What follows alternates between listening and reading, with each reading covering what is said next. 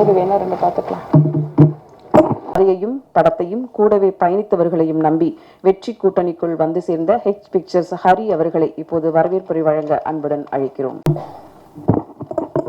Good morning all. வந்திருக்கும் press people முதல்கண் வணக்கத்தை தெரிவித்துக் கொள்கிறேன். இந்த படம் ஃபர்ஸ்ட் படம் ஹெச் பிக்சர்ஸ் இணைந்து Maruti films mister Radhakrishnan sir அவரோட சேர்ந்து பண்ணியிருக்கிறேன். எனக்கு மிஸ்கின் அண்ணன் ஒரு குருநாதர் மாதிரி 5 இயர்ஸாக மிஸ்கின் அண்ட் ஆதித்யா இந்த சப்ஜெக்ட் சொல்லும்போது டிஃப்ரெண்ட்டாக இருந்தது. சரி, இப்போ இந்த சப்ஜெக்ட் ஒரு த்ரில்லிங்காகவும் டிஃப்ரெண்ட்டாக இருந்தவொடனே மிஸ்கின் அண்ணன் எனக்கு ஃபஸ்ட்டில் இருந்து எண்டு வர சக்ஸஸ்ஃபுல்லாக ஒரு ப்ரொடியூசரை வந்து ஒரு ப்ராஃபிட்டபுளாக எனக்கு சக்ஸஸ்ஃபுல்லாக பண்ணி கொடுத்தாங்க. அண்ணனுக்கு முதற்கண் வணக்கத்தை தெரிவித்துக் கொள்கிறேன். நெக்ஸ்ட் அவரோட பிரதர் ஆதித்யா, இந்த படம் ஃபஸ்ட்டில் இருந்து எண்டு வர ஒரு ப்ரொடியூசருக்கு எந்த ப்ராப்ளமும் இல்லாமல் ஒரு ஃப்ரெண்ட்லியாக ஒரு பட்ஜெட்டை வந்து எவ்வளோ கம்மி பண்ண முடியுமோ சக்ஸஸ்ஃபுல் டைரக்டராக ப்ரொடியூசரை வந்து நல்ல ஒரு ஃப்ரெண்ட்லியாக ஹேண்டில் பண்ணாப்புல. தம்பிக்கு என்னோட வாழ்த்துக்களை தெரிவித்துக் கொள்கிறேன். நெக்ஸ்ட் நல்ல சக்ஸஸ்ஃபுல் மூவி எடுக்கணும். அண்ணனோட இணைந்து நெக்ஸ்ட் நாங்கள் 3 பேரும் சேர்ந்து ஃபர்தராக லாங் டேர்மாக நெக்ஸ்ட் மூவி இந்த கம்மிங் சூன் விரைவில் அண்ணன் ஆசீர்வாதத்தோடு அடுத்த மூவி பண்ணுறதுக்கும் நாங்கள் இன்ட்ரெஸ்டாக இருக்கிறோம். நெக்ஸ்ட்டு ஞானசேகர் இந்த படத்துக்கு நல்லா ஸ்டார்டிங்லேருந்து எண்டு வர நல்லா கோஆர்டினேட் பண்ணி டச் ஸ்க்ரீன் நல்ல பேர் உதவியாக இருந்தார். நெக்ஸ்ட் ஸ்ரீகாந்த் அண்ணன், நெக்ஸ்ட் கேமராமேன், நெக்ஸ்ட்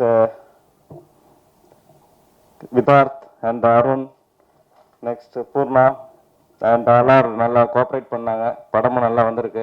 நெக்ஸ்ட் உங்களோட ப்ரெஸ் பீப்புள் இந்த படத்தை நல்லா சக்ஸஸ்ஃபுல்லாக எங்களுக்கு பெரும் உதவியாக இருக்கணும்னு வேண்டி தாழ்மையுடன் கேட்கிறேன். வணக்கம். Thank you. This is my first day sir. ஆக்சுவலாக எனக்கு என்ன பேசுனது தெரியல. ஐ எம் லிட்டில் பிட் நியூஸ்ட் ஆல்சோ. என்ன சொல்லலாம்னா ஆக்சுவலாக ஃபஸ்ட்டு வந்து ஒரு நல்ல டிசிப்ளின், ஒரு செய்கிற தொழிலை நேசிக்கிறதுக்கு கற்றுக் கொடுத்துருக்கேன். ஒரு மிஷ்கின் சார்லேருந்து கற்றுக்கிட்டேன். உண்மையாக மிஷ்கின் சார்லேருந்து நான் என்ன ஒரு விஷயம் வாட்ச் பண்ணி கற்றுக்கிட்டேன்னு தான் சொல்ல முடியும். ஏன்னா அடுத்தவங்களை அப்படி லவ் பண்ணுவார். அப்படி ஜஸ்ட்டு நான் 16 வருஷம் சாரோட ட்ராவல் பண்ணும்போது எப்படி அடுத்தவங்க அவரை மாதிரி பிறரை நேசிப்பார். அவர் அவ்வளோ ஒரு கைண்டாக என்னை பார்த்துட்டு என்னை இந்த ரேஞ்சுக்கு உயர்த்தினதுக்கு எங்கள் மிஷ்கின் சார் ரொம்ப நன்றி.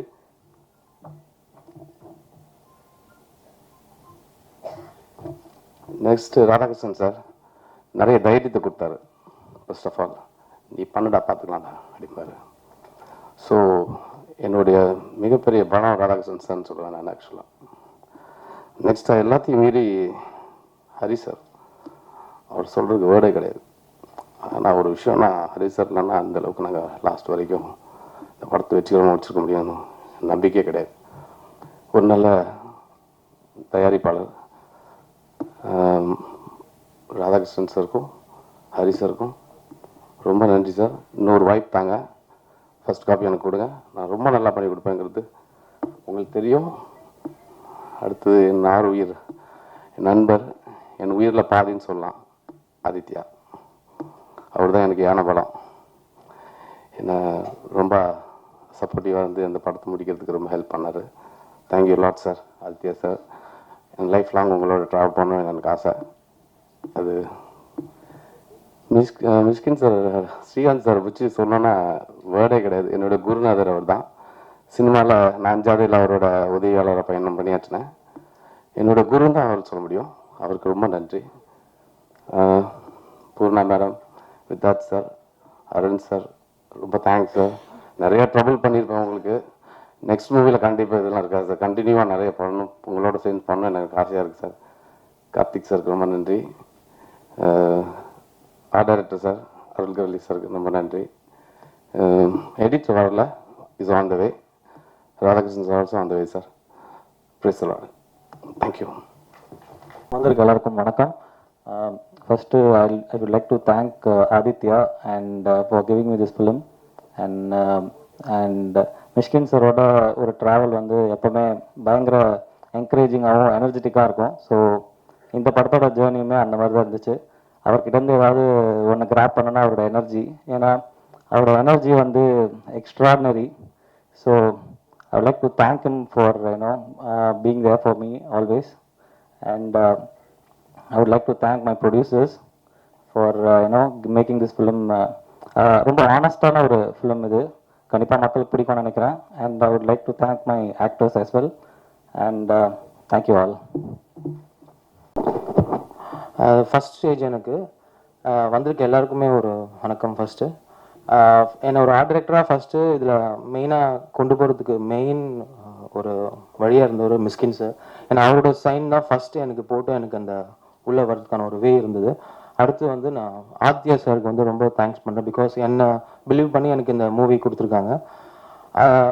எனக்கு தெரிஞ்சு அந்த படத்துக்கு என்ன பலமாக இருக்குமோ அதுக்கேற்ற மாதிரி என்னோடய ஆர்ட் டிபார்ட்மெண்ட் ஒர்க் எல்லாமே வந்து அது கொடுத்துருக்கோம். அதுக்கப்புறம் பார்த்தீங்கன்னா ப்ரொடியூசர் அவருக்கும் என்னோட தேங்க்ஸ் சொல்லிக்கிறேன், என்னை பிலீவ் பண்ணி கொடுத்ததுக்கு. மெயினாக இந்த படம் வந்து ஒரு நம்ம என்ன நினைக்கிறோமோ அது இருக்காது, அதை விட ஒரு எக்ஸலண்ட்டான ஒரு ஒர்க் இதில் இருக்குது. ஸோ ஒண்டர்ஃபுல் மூவி நம்ம எல்லாம் பார்க்க போகிறோன்னு ஒரு நம்பிக்கை இருக்குது. ஸோ வந்திருக்க எல்லாருக்கும் தேங்க்ஸ், ரொம்ப தேங்க்ஸ்.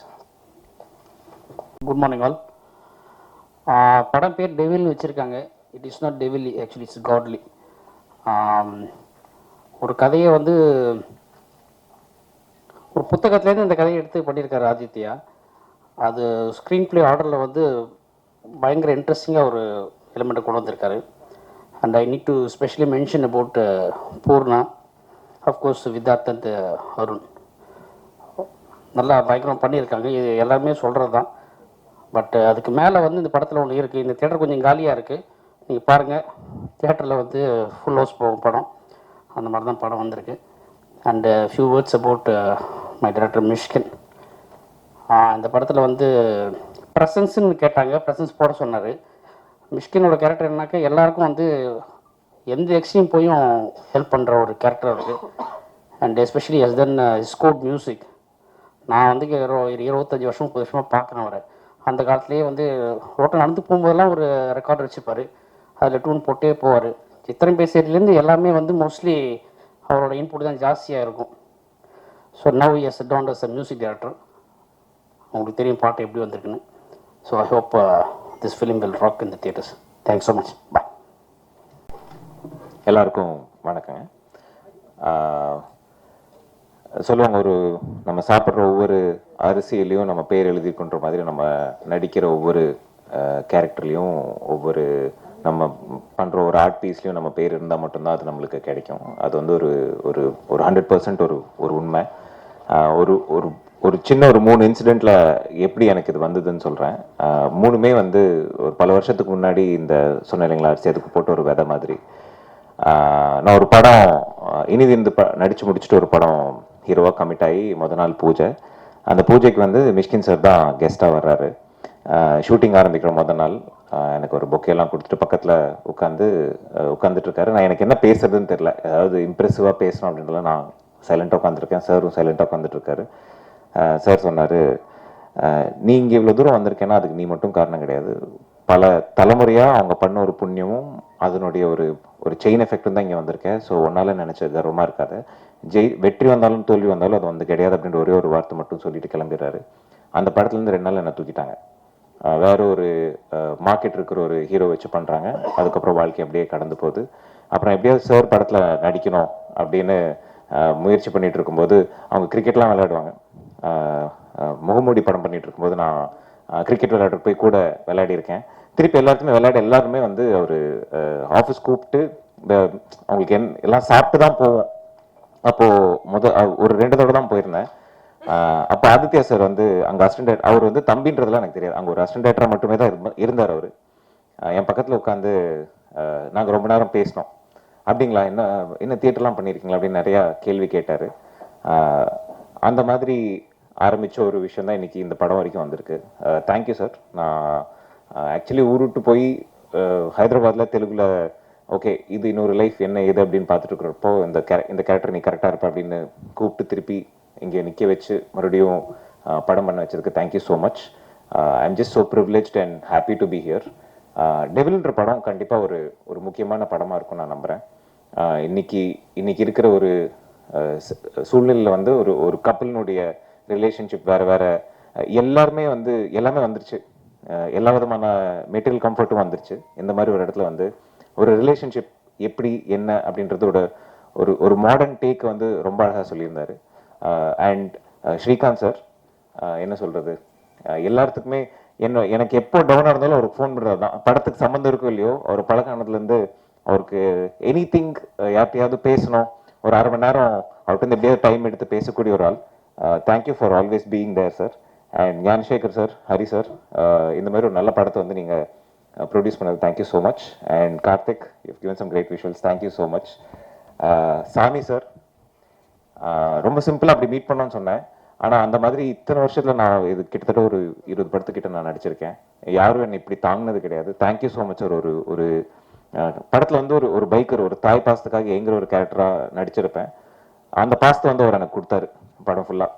ரொம்ப தாங்கி பார்த்துக்கிட்டாரு. ஒரு ஆர்டிஸ்ட் வந்து அப்படி அப்படி அப்படி பார்த்து I've never felt that way. Thanks for make me feel that way. அதுதான் எனக்கு இந்த படத்தில் கிடைச்ச பெரிய டேக்அவே அதுதான். ஏன்னா ஒவ்வொரு படம் ஒவ்வொரு கேரக்டர் முடிச்சு வரும்போது we should become better persons. கண்டிப்பாக அதில் எல்லாத்துலேயும் ஒரு மாற்றம் வரும், ஆனால் அது ஒரு பெட்டரான மாற்றமாக இருக்கணும். அண்ட் பூர்ணா, நாங்கள் ஒரு சீன் பண்ணிட்டு இருக்கும்போது அவங்க ஒரு நாள் உள்ளே போய் படுத்துட்டாங்க. ரொம்ப தலைவலிக்குது, வாந்தியெல்லாம் எடுத்துகிட்டு போய் உள்ளே போய் படுத்துட்டாங்க. நைட் சீன் 3 நாள். நான் காலைல பெங்களூர், நைட்டு வந்து சென்னை, அப்படின்னு 3 நாளாக ஃப்ளைட் பிடிச்சி ஷூட் பண்ணிட்டு இருக்கேன். ஒரு கன்னட படம் டெபிலும் பண்ணிட்டு இருக்கேன். என்னடா இந்த பொண்ணு இவ்வளோ கஷ்டப்பட்டு பண்ணிட்டு இருக்கோம், அந்த பொண்ணு போய் படுத்துருச்சு அப்படின்னு ரொம்ப கோவம் வந்துச்சு. இப்போ அப்புறம் தான் தெரிஞ்சது அவங்க கேரிங்காக இருந்தாங்கன்னு. அதுக்கப்புறம் நீங்கள் பார்த்த சாங் வந்து நான் கிட்டத்தட்ட உயிரை கையில் பிடிச்சிட்டு வண்டி ஓட்டியிருந்தேன். நான் பின்னாடி உட்கார வச்சுருந்தாங்க. என்ன பொறுப்பு ஜாஸ்தி ஆயிடுச்சுன்ற மாதிரி நல்லபடியாக அந்த சாங் எடுத்து முடித்தோம், மலையில் எடுத்தோம். அண்ட் விதார்த் அண்ணன், இதே பக்கத்து ஸ்டூடியோவில் இது நடக்கும்போது நான் அங்கே அசிஸ்டன்ட் டைரக்டர் அண்ட் அசிஸ்டன்ட் கேமரான ஒர்க் பண்ணிட்டு இருந்தேன். நான் கலரிங்காக உட்காந்துருப்பேன். வெளியே இன்னொரு ஹீரோ உட்காந்துருப்பாரு, மைனாக்கு. காலிலேருந்து சாயங்காலம் வரைக்கும் வெளியே உட்காந்துருப்பாரு. எங்கள் டைரக்டர் சொல்லுவார், பாத்தியா அந்த மாதிரி இருந்தால் தான், அந்த மாதிரி சினிமா வெறி இருந்தால் தான் இருக்க முடியும், சஸ்டெயின் ஆக முடியும். அந்த வெறியெல்லாம் ஒன்ட்டே இருக்கா அப்படின்னு எங்கள் டைரக்டர் எனக்கு கேட்டே இருப்பார். அன்னிலேருந்து இன்னைக்கு வரைக்கும் அதே ஸ்பிரிட்டோட இருக்கார். இந்த மாதிரி ஒரு டீமில் நான் அசோசியேட்டாக இருக்கேன். I'm very grateful and happy. Feb 2 படம் வருது, கண்டிப்பாக போய் பாருங்கள். உங்களுக்கு டெஃபினட்டாக உங்களுக்கு ஒரு டிஃப்ரெண்ட்டான இன்ட்ரெஸ்டிங்கான ஒரு படமாமன்றது நான் நம்புகிறேன். நன்றி, தேங்க்யூ.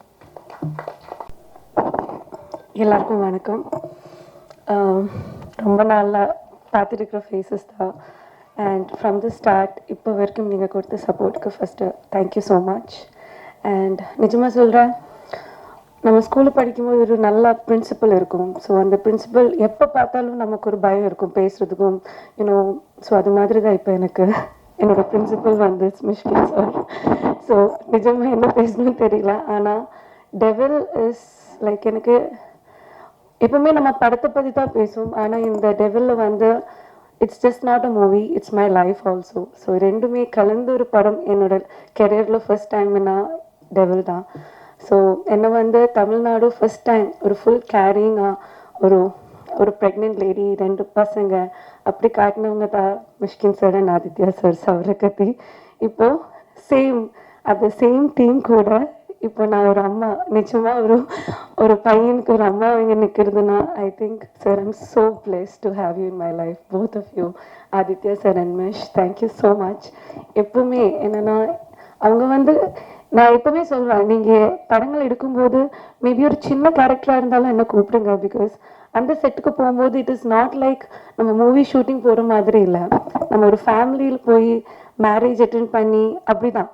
ஸோ அந்த 30 days it's like a marriage day for me. Like every day it's fun. இது ஒரு சந்தோஷம் மட்டும்தான் இருக்கும் அந்த செட்டில். ஸோ அண்ட் அவரோட மியூசிக்கில் ஃபர்ஸ்ட் டைம் அவங்க வந்து எல்லாரும் சொல்லிட்டு இருந்தாங்க லைக் மிஷ்கின் சார் வந்து மியூசிக் டைரக்டராக வந்திருக்குன்னு. ஸ்ரீ சொன்ன மாதிரி லைக் எனக்கு மிஷ்னை எப்போத்துலேருந்து தெரியும், அப்போத்துலேருந்து மிஷ்ஷோட சாங் தான் நான் வந்து ரொம்ப ரசிப்பாங்க. ஈவன் சவரகத்தியோட சாங்ல கூட அவங்க வந்து பாடுறது, அந்த லிரிக்ஸ் எழுதுறது, மாற்றுறது எல்லாம் எனக்கு தெரியும். இப்போ பரப்போட பிசாசு 2 இருக்கட்டும், அவங்களோட இன்ஃப்ளூயன்ஸ் ரொம்ப இருக்குது அந்த மியூசிக்கில். ஸோ இந்த படத்தில் மியூசிக் பண்ணும்போது it was not a very special for me. It was like you are going to get the best. இப்போ நீங்கள் பார்த்த சாங் அது வந்து one of my favourite song. இப்போ எப்பவுமே எனக்கு ரொமான்டிக் ஆகணும், என் ஹஸ்பண்ட் கூட ரொமான்டிக் ஆகணும்னு தோணும்போது இந்த சாங் தான் நான் வச்சு ரொமான்டிக் ஆகுது. I just keep the song in the side so that okay, at least I will feel some romantic look at least to my husband. So அவ்வளோ பிடிக்கும் அந்த சாங். அண்ட் டெவல் பற்றி சொல்லணும்னா Aditya sir, thank you so much. நீங்கள் எப்போ ஏதாவது எழுதும்போது பூர்ணாவே யோசிச்சு எழுதுறதுக்கு நன்றி. இனியும் அப்படியே கண்டினியூ பண்ணுங்க. நான் கொஞ்சம் ஒல்லி ஆயிடும் சீக்கிரம். ஸோ 2 வெர்ஷன் ஆஃப் பூர்ணா தான் இங்கே நிற்கும். ஸோ இது வந்து என்னோட மேரேஜ் எல்லாமே நடக்கும்போது இந்த படம் நடந்துட்டு இருந்தேன். So that's a lot of difference. And coming to Karthik sir, oh, you shot so beautifully. நிஜமா இது பூர்ணாவா நினைச்சேன் நிறைய ஷார்ட்ஸில். Thank you sir. And coming to my producers, thank you. நீங்கள் சொன்ன மாதிரி நானும் ட்ரபிள் பண்ணியிருக்கேன், சாரி அபவுட் இட், கொஞ்சம் டைம்லலாம். And art director sir, it was nice. உங்களோட ஈஸியாவில் இருக்கிற அந்த பொசிஷன்ஸ் எல்லாம் ரொம்ப நல்லா இருந்தது ஒர்க். எஸ்பெஷலி அந்த நைட் சீக்வன்ஸ்லாம் ரொம்ப நீங்கள் கஷ்டப்பட்டு நான் பார்த்தேன் கிளைமேக்ஸ் டைமில். அண்ட் ஸ்ரீபதி சொல்லவே தெரியல. அது தானே சொன்னல, இப்படி நாங்கள் வந்து மேரேஜில் வேறு நிறைய ஃபங்க்ஷன் உட்காந்து இப்படி ஆகிடுது. So sorry. And coming to my both heroes, அவங்கள நிறைய டார்ச்சரும் பண்ணியிருக்கேன், நிறைய ஃபன்னும் இருக்குது. வித்தார்த்தை வந்து எனக்கு கொஞ்சம் நாளாக தெரியும், நாங்கள் ஒர்க் பண்ணியிருக்கோம். ஸோ அப்பத்துலேருந்து Vidharth you are like very close and so comfortable to work with. Arun கூட ஃபர்ஸ்ட் டைம். அண்ட் அருண் வந்து நான் வந்து ப்ரெக்னென்ட் ஆன டைம் அருண் தான் பக்கத்தில் இருந்தது. எனக்கு தலை சுற்றும் போது Arun was near to me, we were shooting. So அதுக்கப்புறம் the next day morning I messaged him like, so sorry, this is what. And அதுக்கப்புறம் சாங் எடுக்கும் போதெல்லாம் நீங்கள் ஒரு ஷார்ட் பார்த்துருப்பேன், நான் வந்து டீ குடிச்சிட்டு இருந்தது. நிஜமாக அது வந்து நம்ம ஷார்ட்டாக அவ்வளோ பிளான் பண்ணலை. வண்டியில் போயிட்டு இருக்கும்போது I was like, Arun I feel like having a tea. So அவங்க வந்து அருண் வந்து வேற ஒன்றும் கேட்காது, லைக் அங்கே பெர்மிஷன் இருக்காதுன்னு தெரியாது. She is pregnant, what she want she have to have, he'll stop it, he'll get me that. So அந்த ஷார்ட்டு தான் அது. And it was nice working with you, Arun, and the whole team. யாராவது மறந்துச்சுன்னா the whole team of Devil, இன்னொரு heroine கூட இருக்கு இந்த படத்தில். She also done a great job. Combination scene கொஞ்சம் தான் இருந்தது. And the whole team, assistant directors, எல்லாருக்குமே thank you. And camera department, production side, எல்லாருக்குமே. ஏன்னா இன்னொரு மேடை இருக்குமா தெரியல உங்களுக்கு எல்லாரும் நன்றி சொல்கிறதுக்கு. So thank you so much. And once again to my favorite Mishkin sir, நன்றி நன்றி நன்றி. Thank you.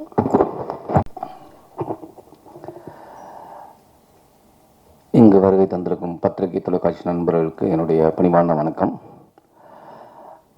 டெவில், முதல்ல மிஸ்கின் சாருக்கு தான் இந்த பெரிய நன்றியை சொல்லணும். ஏன்னா அவங்க சித்திரம் பேசுதடி படம் ரிலீஸ் ஆனது போது நான் கூத்துப்பட்டிலிருந்து ஒரு நண்பர் மூலமாக நான் சாரை வந்து ஃபோனில் இன்னைக்கு இதுவரையும் நான் சொன்னதில்லை, ஃபோனில் பேசியிருக்கேன். நான் அந்த ரிலீஸ் ஆன போது என்ன பாசிட்டிவான அவர்கிட்டருந்து வாழ்த்து கிடச்சதோ, ஸ்டில் இன்றைக்கி இங்கே வந்து மீட் பண்ணும்போதும் அதே எனர்ஜி தான். அவர் வந்து பிளெஸ்ஸிங் எப்போதுமே மிஸ்கின் சார் வந்து பிளஸ் பண்ணுறது. நீ கவலைப்படாத, நீ இன்னும் 50 வருஷம் நடிப்ப, நல்ல முயற்சி பண்ண, நல்லா நடிப்ப அப்படிங்கிற ஒரு பாசிட்டிவான எனர்ஜி கொடுக்குற ஒரு இயக்குனர். ஆக்சுவலாக இந்த படத்தில் நடிக்கிறதுக்கு முன்னாடி மிஸ்கின் சார் ஒரு படம் பண்ணுறதா இருந்தது. அவர் கூட தான் பயணிக்கிற மாதிரி ஒரு ட்ராவல் ஒரு தடவை நான் ஆஃபீஸில் மீட் பண்ண ஸ்ரீகாந்த் சார் சொல்லி தான் போனோம். அந்த டயத்தில் தான் இப்படி ஒரு படம் எடுக்கும்போது எனக்கு சாமி சார் வந்து இப்படி ஒரு படம் இருக்குது வாங்க அப்படின்னு. அதனால் நன்றியை வந்து மிஸ்கின் சாருக்கும் ஸ்ரீகாந்த் சாருக்கும் சேர்த்து சொல்லிக்கிறேன். இப்படி ஒரு வாய்ப்பை வந்து ஒரு காட்டி விடுறது இருக்குல்ல, அது அப்படி தான் அந்த படத்துக்குள்ள நான் வந்தேன். சாருடைய சவரக்கத்தி படம் பார்த்துருக்கேன், பியூட்டிஃபுல் மூவி. அவர் கூட பயணிக்கிறங்கிறது ரொம்ப ஆவலாக இருந்தது. ஆனால் ஆதித்யா சார் வந்து இந்த படத்தில் நான் நல்லா பண்ணியிருக்கேன்னா அதுக்கு மெயின் காரணம் ஆதித்யா சார்.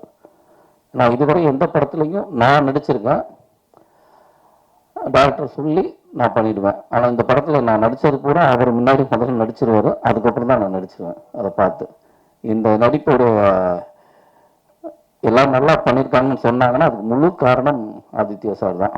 Beautiful actor. ஏன்னா அவர் ஆக்சுவலாக அந்த ஒரு சாங் இருக்குது, நான் அதை போடுவாங்கன்னு நினச்சேன், அது போடல. நானே இங்கே பார்க்கல, நாவலாக இருந்தது. அந்த சாங் எடுக்கும்போது எனக்கு ஒரு பயம் இருந்தது, ஐயோ நான் என்ன ஆடுறது, இப்படி ஒரு பாட்டு இருக்குது, அந்த கிஸ்மி கமான் கிஸ்மி சாங்கு. எனக்கு ஒரு பயம். சரி அந்த பொண்ணு எப்படி இருக்காங்கன்னா அந்த பொண்ணு ட்ரெஸ்ஸை பார்த்தா இன்னும் பயம் வந்துருச்சு, எப்படி எடுக்க போகிறாங்க, ஐயோ நமக்கு வராது, அந்த பொண்ணு மாஸ்டர் வேறு இருக்காங்கன்னு.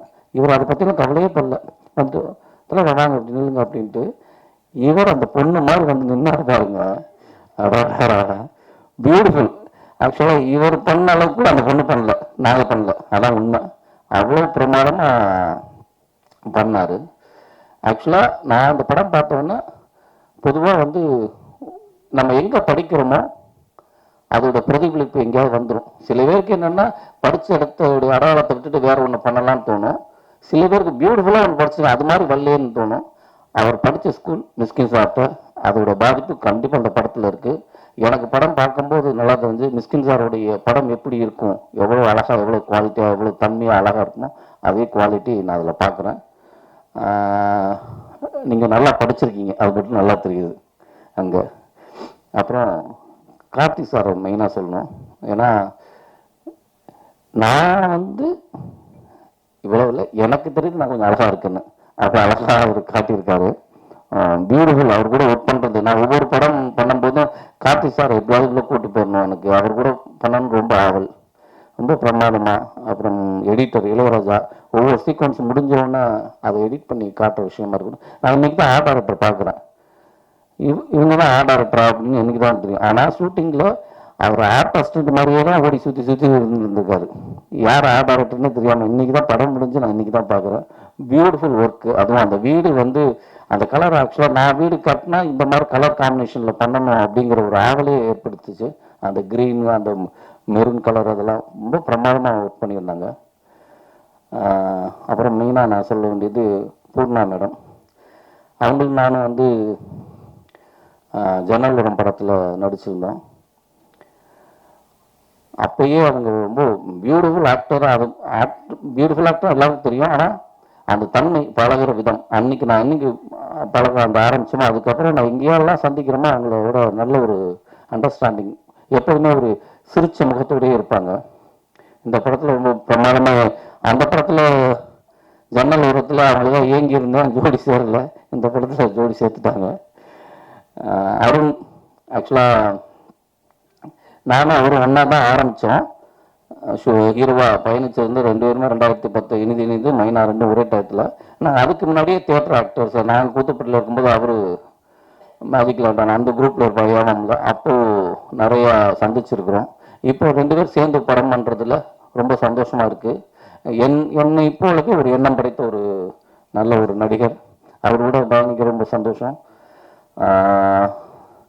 தயாரிப்பாளர் ஹரி சாருக்கு நன்றியை சொல்லணும். ஏன்னா இவ்வளோ அழகான மூவியை, இவ்வளோ ஸ்டைலாக ஒரு படத்தை எந்த விதமான இடையூறும் இல்லாமல் என்ன கேட்குறாங்களோ அதை அழகாக கொடுத்தது வந்து ஹரி சாருக்கு தான் நன்றி சொல்லணும். சப்போர்ட் பண்ணிங்க, இன்னும் கொஞ்சம் சப்போர்ட் பண்ணிடுங்க. படம் ரிலீஸ் ஆகிடும். கண்டிப்பாக உங்களுக்கு ஒரு பெரிய ஒரு நல்ல படமாக அமையும். உங்கள் முதல் படமே ரொம்ப பிரமாதமாக இருக்கும். அப்புறம் சேகர் சார், இந்த படத்தில் வந்து எப்போ போனாலுமே அவருடைய பாஸ்ட் கிடக்கிற இடம், அவர் நம்ம என்ன கேட்க வரோமோ அதில் அவர் ஒன்று எல்லாத்தையும் முடிச்சிடுவார் 5 நிமிஷத்தில். அவர் என்ன வர்றாரோ முதல்ல சொல்லிடுவார். நம்ம பதிலே நம்மள்கிட்ட ஒரு ஆன்சரே கேட்க மாட்டார். அதெல்லாம் ஓகே சார், எல்லாம் சொல்லிட்டுருவார். அந்த எனர்ஜி, அதை அன்றைக்கி என்ன பார்த்தா அதே எனர்ஜி தான். ராதாகிருஷ்ணன் சார், ரொம்ப நன்றி. இப்படி ஒரு படத்தை எங்களுக்கு கொடுத்ததுக்கு அவருக்கும் நன்றி சொல்லிக்கிறேன். நான் திருப்பி மிஸ்கின் சார் படத்தில் வந்து நடிக்கணும் எவ்வளோ ஆவலாக வந்தோன்னா இப்படி ஒரு வாய்ப்பு கொடுத்தது ரொம்ப நன்றி. ஆனால் இதில் மிஸ்கின் சார் படத்தில் இயக்கத்தில் தான் நடிக்கல, ஆனால் அவரோட இசையில் நடிச்சேங்கிறது இருக்குல்ல, அதுவே எனக்கு ஒரு பெரிய பாக்கியமாக நினைக்கிறேன். ஏன்னா அவருடைய முதல் படம் இசை, இன்னும் அடுத்தடுத்து நிறைய படங்கள் பண்ண ஆரம்பிச்சிருவாங்க அவங்க படங்களுக்கெல்லாம். ஆனாலும் அவருடைய முதல் படம் இல்லை, அதில் நம்ம படமாக இருக்கிறது அது நம்ம செஞ்ச பாக்கியம்தான். ஏன்னா ஆக்சுவலாக மியூசிக் பண்ணதில்லை, நான் மியூசிக் பண்ணும்போது அவன் என்னடா பண்ணுறான், அவனை வர சொல்லு அப்படின்னு சொல்லி அங்கே சாங் கம்போசிங் நடக்கும்போது கூட நான் ஸ்டூடியோவில் எனக்கு ஒரு வாய்ப்பு கொடுத்தாங்க பார்க்குறதுக்கு. ஒரு ஃபுல் டே இங்கே உட்காந்துருந்தேன். அவங்க பண்ணுற விஷயங்களை நான் இதுக்கு முன்னாடி எந்த மியூசிக் டைரக்டரோடய உட்காந்து நான் பார்த்ததில்லை. அப்படி வாய்ப்பு சும்மா இருக்கு வந்து பாரு அப்படிங்கிறது இருக்குல்ல, அது வந்து பெரிய விஷயம். ரொம்ப சந்தோஷமாக இருந்தது அந்த தருணம். ரொம்ப நன்றி சார், திருப்பி உங்களுக்கு தான் சொல்லணும், ரொம்ப நன்றி. தேங்க்யூ. இந்த படம் பிப்ரவரி 2ஆம் தேதி ரிலீஸ் ஆகுது. கண்டிப்பாக எனக்கு என் கேரியரில் இந்த படம் எனக்கு ஒரு பெஸ்ட் படமாக இருக்கும், அதில் மாற்று கருத்தே கிடையாது. எனக்கு ரொம்ப பிடிச்ச படம். நான் படம் பார்த்துட்டேன், ரொம்ப சந்தோஷமாக இருக்குது. சாமி சார் ரொம்ப நன்றி. Thank you sir.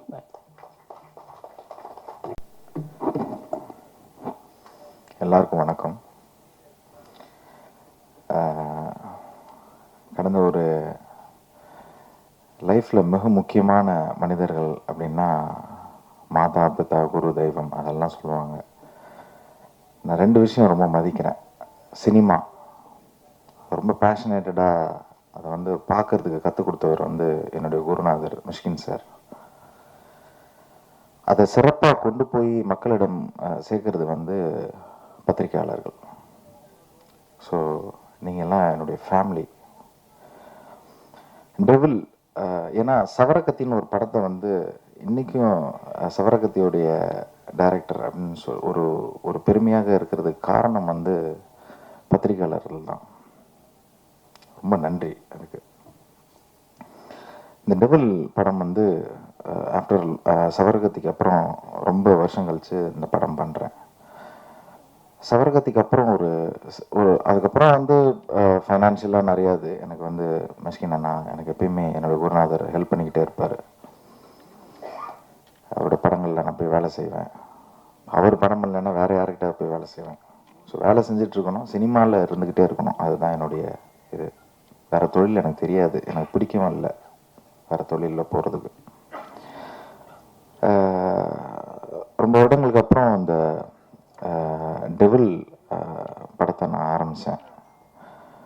இந்த குவாரண்டைன் டைமில் வந்து கிட்டத்தட்ட 2 வருஷம் ஒரு வீட்டுக்குள்ளேயே வந்து எல்லாரையும் வந்து அந்த நோய் பூட்டி வச்சிருச்சு. கிட்டத்தட்ட ஒரு சிறைவாசம் மாதிரி தான் எல்லாருமே இருந்தோம். ஸோ அப்போ நிறைய புத்தகங்கள் படிக்கிறதுக்கு எனக்கு வந்து இருந்தது. ஸோ அப்போ எனக்கு வந்து ஒரு அடுத்த படம் என்ன பண்ணலான்ற ஒரு இது ஒரு மர்டர் மிஸ்ட்ரி பண்ணலாம், ஒரு ரூம் மர்டர் மிஸ்ட்ரி பண்ணலாம் அப்படின்ற எனக்கு ஒரு இது. அது வேற ஒரு புக்கு எனக்கு வந்து பனுரமா அப்படின்ற ஒரு புக்கு வந்து அது எனக்கு வந்து ஒரு ஊக்கம் கொடுத்தது. எனக்கு அந்த புக்கு வந்து மிஷ்கின் சார் தான் எனக்கு வாங்கி தந்தார் லேண்ட்மார்க்கில். ஸோ அந்த புக்கு படித்தோன்னா எனக்கு ஒரு வீட்டுக்குள்ளே ஒரு மர்டர் நடக்குது, அதை எப்படி சால்வ் பண்ணலாம் அப்படின்னா அது ஒரு ஃபிக்ஷன். அது ரொம்ப அருமையாக இருக்கும். அது ஒரு சீட் எஜ்ஜில் எப்பயுமே, ஏன்னா த்ரில்லர் வந்து எப்பயுமே எல்லாருக்கும் ரொம்ப பிடிக்கும், அது அட்ராக்ட் பண்ணும். ஸோ அப்போ வந்து டெவில் நம்ம இந்த படம் அது அப்போ அந்த படம் கொஞ்சம் ஒரு அந்நியமாக இருந்தது. சரி ஓகே வேறு என்ன நம்ம பண்ணலாம் அப்படின்னு சொல்லிட்டு என்னுடைய தேடுதலை அப்படியே இது பண்ணிக்கிட்டு இருக்கும்போது யதார்த்தமாக வந்து தேவி பாரதியோடைய கதையை நான் வந்து ஒளிக்கு பிறகு இருளுக்கப்பால்னு ஒரு கதையை படித்தேன். அவர் இப்போ வந்து 2024 வந்து சாகித்ய அகாடமி அவர் விருது வழங்குறாங்க. அவர் மிகப்பெரிய ஒரு ரைட்டர். அந்த புக்கெல்லாம் பிடிச்சிக்கிட்டே இருக்கும்போது அப்போ அவர் என்ன சொல்ல வராரு, இந்த சமூகத்துக்கு என்ன சொல்ல வர்றாரு. ஏன்னா ஒரு ஒரு ஒரு ஒரு ஆர்டிஸ்ட் எனி கலைஞர்கள் வந்து என்ன சொல்லுவாங்கன்னா சமூகத்தை வந்து மேம்படுத்திக்கிட்டே இருப்பாங்க, சிந்திக்க வச்சிருவாங்க சமூகத்தை. ஸோ அப்போ வந்து தேவிபாரதியோட புக்கு வந்து என்னை வந்து கொஞ்சம் ஆழமாக சிந்திக்க வச்சுது. ஏன்னா ஆழமாக சிந்திக்க வச்சதுக்கு ரீசன் வந்து என்னென்னா குவாரண்டைன் டைமு எங்கேயுமே போக முடியாது, அடுத்த வேலைகள் என்னென்னு சிந்திக்க தெரியாது, நீ வீட்டில் தான் கிடக்கணும். பாட்டில் இருந்தால் பாட்டில் அடிக்கலாம், சாரி இல்லைன்னா வந்து புத்தகம் படிக்கலாம். ஸோ இதை தான் பண்ண முடியும். அப்போ எனக்கு வந்து அதில் ஒரு கதை வந்து ரொம்ப அருமையாக கிடச்சி இது ஏன் பண்ணக்கூடாது அப்படின்னு. அப்புறம் கிட்டத்தட்ட அது வந்து ஒரு வருஷம் அப்படியே மனசுக்குள்ள அப்படியே ஓட்டிக்கிட்டே இருக்கும்போது அப்போ திடீர்னு ஒரு நாள் வந்து ஞானசேகர் ஒரு நாள் ஃபோன் பண்ணி, என்ன சார் ஏதாவது படம் கடம் பண்ணலாமா, கதை வச்சிருக்கீங்களா அப்படின்னு கேட்கும்போது, இல்லைங்க ஒரு கதை வச்சுருக்கேன், பேர் என்ன அப்படின்னு. டெவில் அட்டகாசம் சார், ஹிட்டு சார் படம் அப்படின்னாரு. சரி ஓகே அப்படின்னு சொல்லிட்டு அப்புறம் ஏதோ ஒரு இது பண்ணும்போது அதுக்கப்புறம் ஒரு போஸ்டர் ரெடி பண்ணி அவர்கிட்ட காமிச்சேன். என்ன சார் கதை, இல்லைங்க கதை சொல்கிறேங்க, இந்த கதையை சொன்னால் உங்களுக்கு தெரியாது, அதுக்கு வந்து கொஞ்சம் ஒர்க் இருக்குது அப்படின்னு சொன்னேன். அப்புறம் மிஷ்கின் சார்கிட்ட சொன்னேன், என்னடா அடுத்து பண்ண போகிறேன்னா அந்த மாதிரி தேவிபாரதியுடைய கதையை பண்ணால் தப்பிச்சிட்டேன் நான் வந்து. ஸோ அவர் புத்தகம் ரொம்ப பிடிக்கும் அவருக்கு. ஸோ என்ன லைன்னு சொன்னால் லைனை இது பண்ணார். ஸோ அப்படி தான் இந்த டெவில் வந்து உருவாச்சு. அதுக்கப்புறம் அதோடைய கருவை மட்டும் எடுத்துகிட்டு கொஞ்சம் ஸ்க்ரீன் பிளே வடிவத்தில் நாங்கள் வந்து கொஞ்சம் எனக்கு வந்து ஹெல்ப்பாக இருந்தவர் மணி சார், எம்கே மணி வந்து அவர் மிஷ்கின் சார் தான் சொல்லிவிட்டார், கொஞ்சம் போய் ஹெல்ப் பண்ணுங்க அப்படின்னு சொல்லிட்டு. ஸோ அவர் வந்து கொஞ்சம் நிறைய ஒர்க்கெலாம் நாங்கள் வந்து பண்ணோம். என்னுடைய அசிஸ்டன்ட்ஸு கிருஷ்ணா, பாலா அவங்கெல்லாம் வந்து கூட இருந்தாங்க. ஸோ இந்த கதை இப்படியே பண்ணிக்கிட்டு இருக்கும்போது அதோடைய டெத்து இன்னும் போக போக இன்னும் ரொம்ப நல்ல நல்ல கதையாக மாறுறதுக்கு நல்ல டைம் இருந்தது அதுக்கு. ஸோ மிக முக்கியமான ஒரு விஷயம் என்னென்னா, நான் வந்து மிஷ்கின் சார்கிட்ட இருந்து இவ்வளோ நாள் வந்து கற்றுக்கிட்ட ஒரு இது என்னென்னா, ஒரு சினிமா என்ன ஒரு மனிதனை பண்ணுது. இப்போ கேளடி கல்மனில் வந்து பார்த்தீங்கன்னா, அந்த அம்மா இறந்து போயிடுவாங்க. அப்பா அந்த குழந்தைய வச்சு வளர்த்துக்கிட்டே இருப்பார். அந்த அம்மா எப்பயுமே அம்மாவை கேட்டுக்கிட்டே இருக்கும். அந்த அம்மாவுடைய காற்று வந்து ஒரு தலகாணிக்குள்ளே இருக்கும். திடீர்னு ஒரு அம்மா வருவாங்க, ஒரு டீச்சர் உள்ளே வந்து அவரோட பழகி என்ன பண்ணுவாங்க, காற்று ரொம்ப கம்மியாக இருக்குது அப்படின்னு சொல்லிட்டு அந்த தலகாணியோடைய காற்று பிடுங்கிடுவாங்க. அது தாங்க முடியாது அந்த குழந்தைக்கு. அப்புறம் வந்து பார்த்தீங்கன்னா, மிக முக்கியமானது வந்து நந்தலாலா. ஒரு மனப்பிறழ்வு இருக்கிறவன் ஒரு குழந்தைய கூட்டிட்டு எங்கேயோ ஊருக்கு தாண்டி போய்கிட்டே இருப்பான். எதுக்கு போறான்னா, இந்த குழந்தை வந்து அவங்க அம்மாவை பார்க்கணுன்ற ஒரு ஆசை. ஒரு கரெக்டாக ஒரு ஒரு மிட் பாயிண்ட்ல வந்து அவங்க அம்மாவை கண்டுபிடிச்சிருவாங்கன்ற ஒரு ஆடியன்ஸ்க்கெல்லாம் வந்து ஒரு பெரிய ஒரு இதாக இருக்கும். பட் உள்ளே போனோன்னு அந்த அம்மா என்ன சொல்லும், தயவு செஞ்சு இந்த குழந்தைய என்கிட்ட காமிச்சிடாத, இந்த குழந்தைய எங்கேயாவது விட்டு போயிடு அப்படின்னு. அந்த மனப்பிறளவு அடைஞ்ச ஒரு ஆள் இவ என்ன பண்ண போறான்ற ஒரு அறையும் அந்த அம்மாவை. நான் மனப்பிறளவே இருந்துடுறேன், இந்த மாதிரி ஒரு மக்களை பார்க்கறதுக்கு நான் வந்து செத்தே போகலாம், இல்லைன்னா வந்து அப்படியே நான் ஆஸ்பத்திரிக்கே திரும்பி போயிடலான்ற ஒரு இது. அப்புறம் மிக முக்கியமான ஒரு விஷயம் வந்து ஃபாசில் லுட் சாரோட படம் பூவே பூச்சடவால ஒரு பாட்டி மனப்பிறளவு அடைஞ்சு என்னை விட்டு தனியாக போயிட்டாங்க, இவ்வளோ பெரிய வீட்டில் அனாதையாக நான் கிடக்கிறேன், ஆனால் அந்த பெல்லை வந்து நான் வந்து எப்பயாவது நான் வச்சுட்டு இருப்பேன். அங்கே இருக்கிற சின்ன பசங்கள்லாம் வந்து பெல்லை அடிச்சு அடிச்சு அந்த பாட்டியை வந்து தொல்லை பண்ணிக்கிட்டே இருக்கும். ஒருத்தன் கேட்பேன், ஏங்க அந்த பெல்லை பிடிங்கி வீட்டில் தான் வைக்கலாமே, எதுக்கு? இல்லை இல்லை, அந்த பெல்லு ஒரு இதுக்காக வச்சுருக்கேன், எப்பயாவது யாராவது என்னுடைய சொந்தக்காரங்க வந்து அடிப்பாங்க, எனக்கு தெரிஞ்சவங்க வந்து அடிப்பாங்கன்ற ஒரு நம்பிக்கை அந்த பாட்டிக்கு இருக்கும். ஒரு நாள் வந்து அவங்க பேத்தி வந்து அடிச்சிருவான். வாழ்க்கையில் இருக்கிற எல்லா சுகமும் அந்த பாட்டிக்கு கிடைக்கும். ஆனால் போகும்போது அந்த பாட்டியோட வந்து இருக்கிற அந்த பெண்ணு ஒரு நாளைக்கு ஆஸ்பத்திரிக்கு போயிடுவா, அவள் இறக்கப்படுவான்ற ஒரு இது அவள் பாட்டிக்கு தெரிஞ்சிடும், ஆடியன்ஸுக்கு தெரிஞ்சு ரொம்ப அப்படியே ததும்புவாங்க. அந்த இடத்துல ஆஸ்பத்திரிக்கும் தூக்கிட்டு போயிடுவாங்க அந்த பெண்ணை, பாலில் மயக்கம் கொடுத்து அந்த பாப்பாவை கூப்பிட்டு போயிடுவாங்க. அந்த பாட்டி வந்து அந்த படம் முடியும் போது அந்த பெல்லை எடுத்து மறுபடியும் மாட்டுவாங்க, அந்த படம் முடியும். ஸோ ஒரு ஒரு ஒரு இயக்குனராக சரி, ஒரு கதையாசிரியராக இருந்தாலும் சரி, ஒரு கவிதை இது என்ன சொல்கிறாங்க அப்படின்னா, ஒரு ஊக்கம் கண்டிப்பாக. அந்த படம் நீ வந்து அந்த படத்தை பார்த்து முடித்த உடனே உனக்கு வந்து ஒரு கிளாரிட்டி வரணும். அது ஒரு புத்தகமாக இருந்தாலும் சரி, ஒரு மியூசிக்காக இருந்தாலும் சரி, ஒரு ஒரு ஒரு மிக முக்கியமான ஒன்று எலவேட் பண்ணிடும். அது வந்து ரொம்ப முக்கியம் நான் நினைக்கிறேன். இதுதான் நான் வந்து மிஷ்கின் சார்கிட்ட இருந்து நான் கற்றுக்கினது. அதாவது எங்கள் அண்ணாக்கிட்ட நான் எதுவுமே கற்றுனதில்லை, பட் ஆனால் என்னுடைய குருநாதர்கிட்ட வந்து நான் நிறைய இந்த விஷயங்கள் நான் கற்றுக்கிட்டேன். இந்த டெவில் படம் வந்து கண்டிப்பாக இந்த மாதிரி ஒரு உங்களை வந்து அந்த படம் முடிஞ்ச உடனே ஒரு எலவேட் பண்ணுன்றது எனக்கு ஒரு நம்பிக்கை இருக்குது. அந்த நம்பிக்கை உள்ள தான் சார் வந்து மியூசிக் போட்டிருக்காரு. ரொம்ப அருமையாக எனக்கு இளையராஜா சாரோட ஒர்க் பண்ணணும்னு ரொம்ப ஆசை எனக்கு. அது என்னால் அது பண்ண முடியல. அந்த இதை தீர்த்தவர் வந்து மிஷ்கின் சார் தான். அப்புறம் மிக முக்கியமானது வந்து என்னுடைய producers Radhakrishnan sir, Hari sir. ஏன்னா இந்த மாதிரி படங்கள் நல்ல படங்கள் அதெல்லாம் இது பண்ணுறதுக்கு ஒரு நல்ல ஒரு ப்ரொடியூசர்ஸ் தேவை. அது என்ன புரிஞ்சுக்கிட்ட ஹரி சாருக்கு ரொம்ப நன்றி. மிக முக்கியமானவர் வந்து நம்ம என்னுடைய நண்பர் ஞானசேகர். அப்புறம் இந்த படம் வந்து நடக்கிறதுக்கு மிக முக்கியமான ஒரு பர்சன் வந்து என்னன்னா நம்ம ஸ்ரீகாந்த் அண்ணா. ரொம்ப நன்றி அண்ணா. அப்புறம் என்னுடைய கேமராமேன் பற்றி சொல்லணும், ரொம்ப அருமையாக பண்ணியிருக்காரு. நீங்கள் படம் பாருங்கள், அவருடைய ஒர்க் நல்லா தெரியும். பூர்ணாவுக்கு வந்து ரொம்ப நன்றி சொல்கிறேன். ஏன்னா பூர்ணா வந்து கிட்டத்தட்ட எல்லா படங்கள்லையும் பூர்ணா இருக்கிறாங்க. ஏன்னா இந்த படம் வந்து எனக்கு எப்படி வரணும் அப்படின்னா, ஒரு மௌனராகம் அந்த மாதிரி ஒரு டச்சில் எனக்கு அந்த ஒரு ஃபீலில் இருக்கணும்னு எனக்கு ரொம்ப ஆசை. அதில் ரேவதி ஒரு இது இருப்பாங்க, அந்த ஃபீல்டில் எனக்கு நடிக்கணும் அப்படின்ற ஒரு இது. அதனால தான் அதை எனக்கு எழுதும் போதே பூர்ணா வந்துட்டாங்க. எனக்கு ஒரு ஸ்கார்சி வந்து எப்படி தேர்ந்தெடுப்பார், ராபர்ட் டினிரோவும் ஜோ பெஸியும் எப்பயுமே நடிப்பாங்க அவங்க படத்தில். அது என்னவா இருந்தால் ஒரு சின்ன சீனாக இருந்தாலும் நடிப்பாங்க. ஸோ அந்த மாதிரி ஒரு நடிப்பு பேய் அவங்க. அதுக்கப்புறம் வித்தார்த் சாரை பற்றி நான் பேசணும். வித்தார்த் சார் வந்து இந்த கதையை வந்து நான் எடுத்துகிட்டு போகிறேன் சார். நான் கதை எழுதும் போதும் ஒரு வக்கீல் கேரக்டர் அது. அந்த வக்கீலில் வந்து ஏன் நான் வக்கீல், டேரக்டர் கூட கேட்டிருக்கேன் ஏன் நான் வக்கீல் அப்படின்னாரு.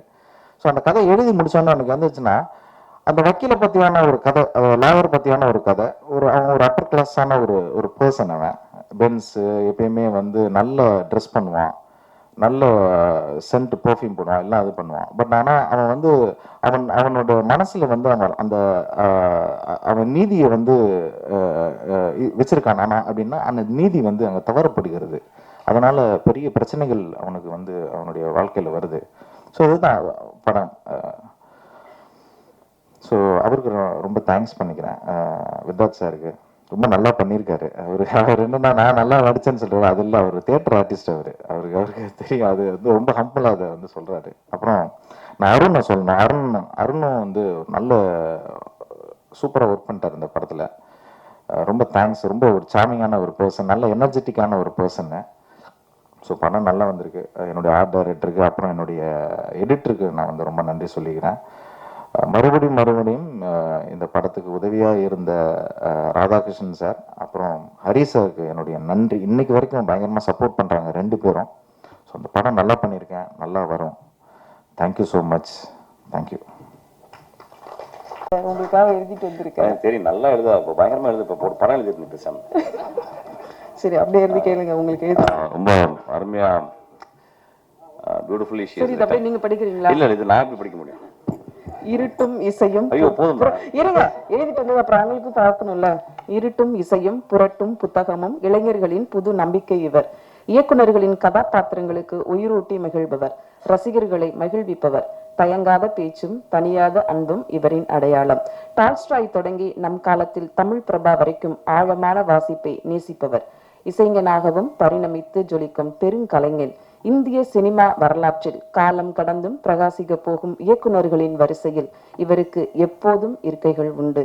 இயக்குனர், நடிகர், இசையமைப்பாளர் என் நண்பர் மிஷ்கின் அவர்களை பேச அழைக்கிறோம்.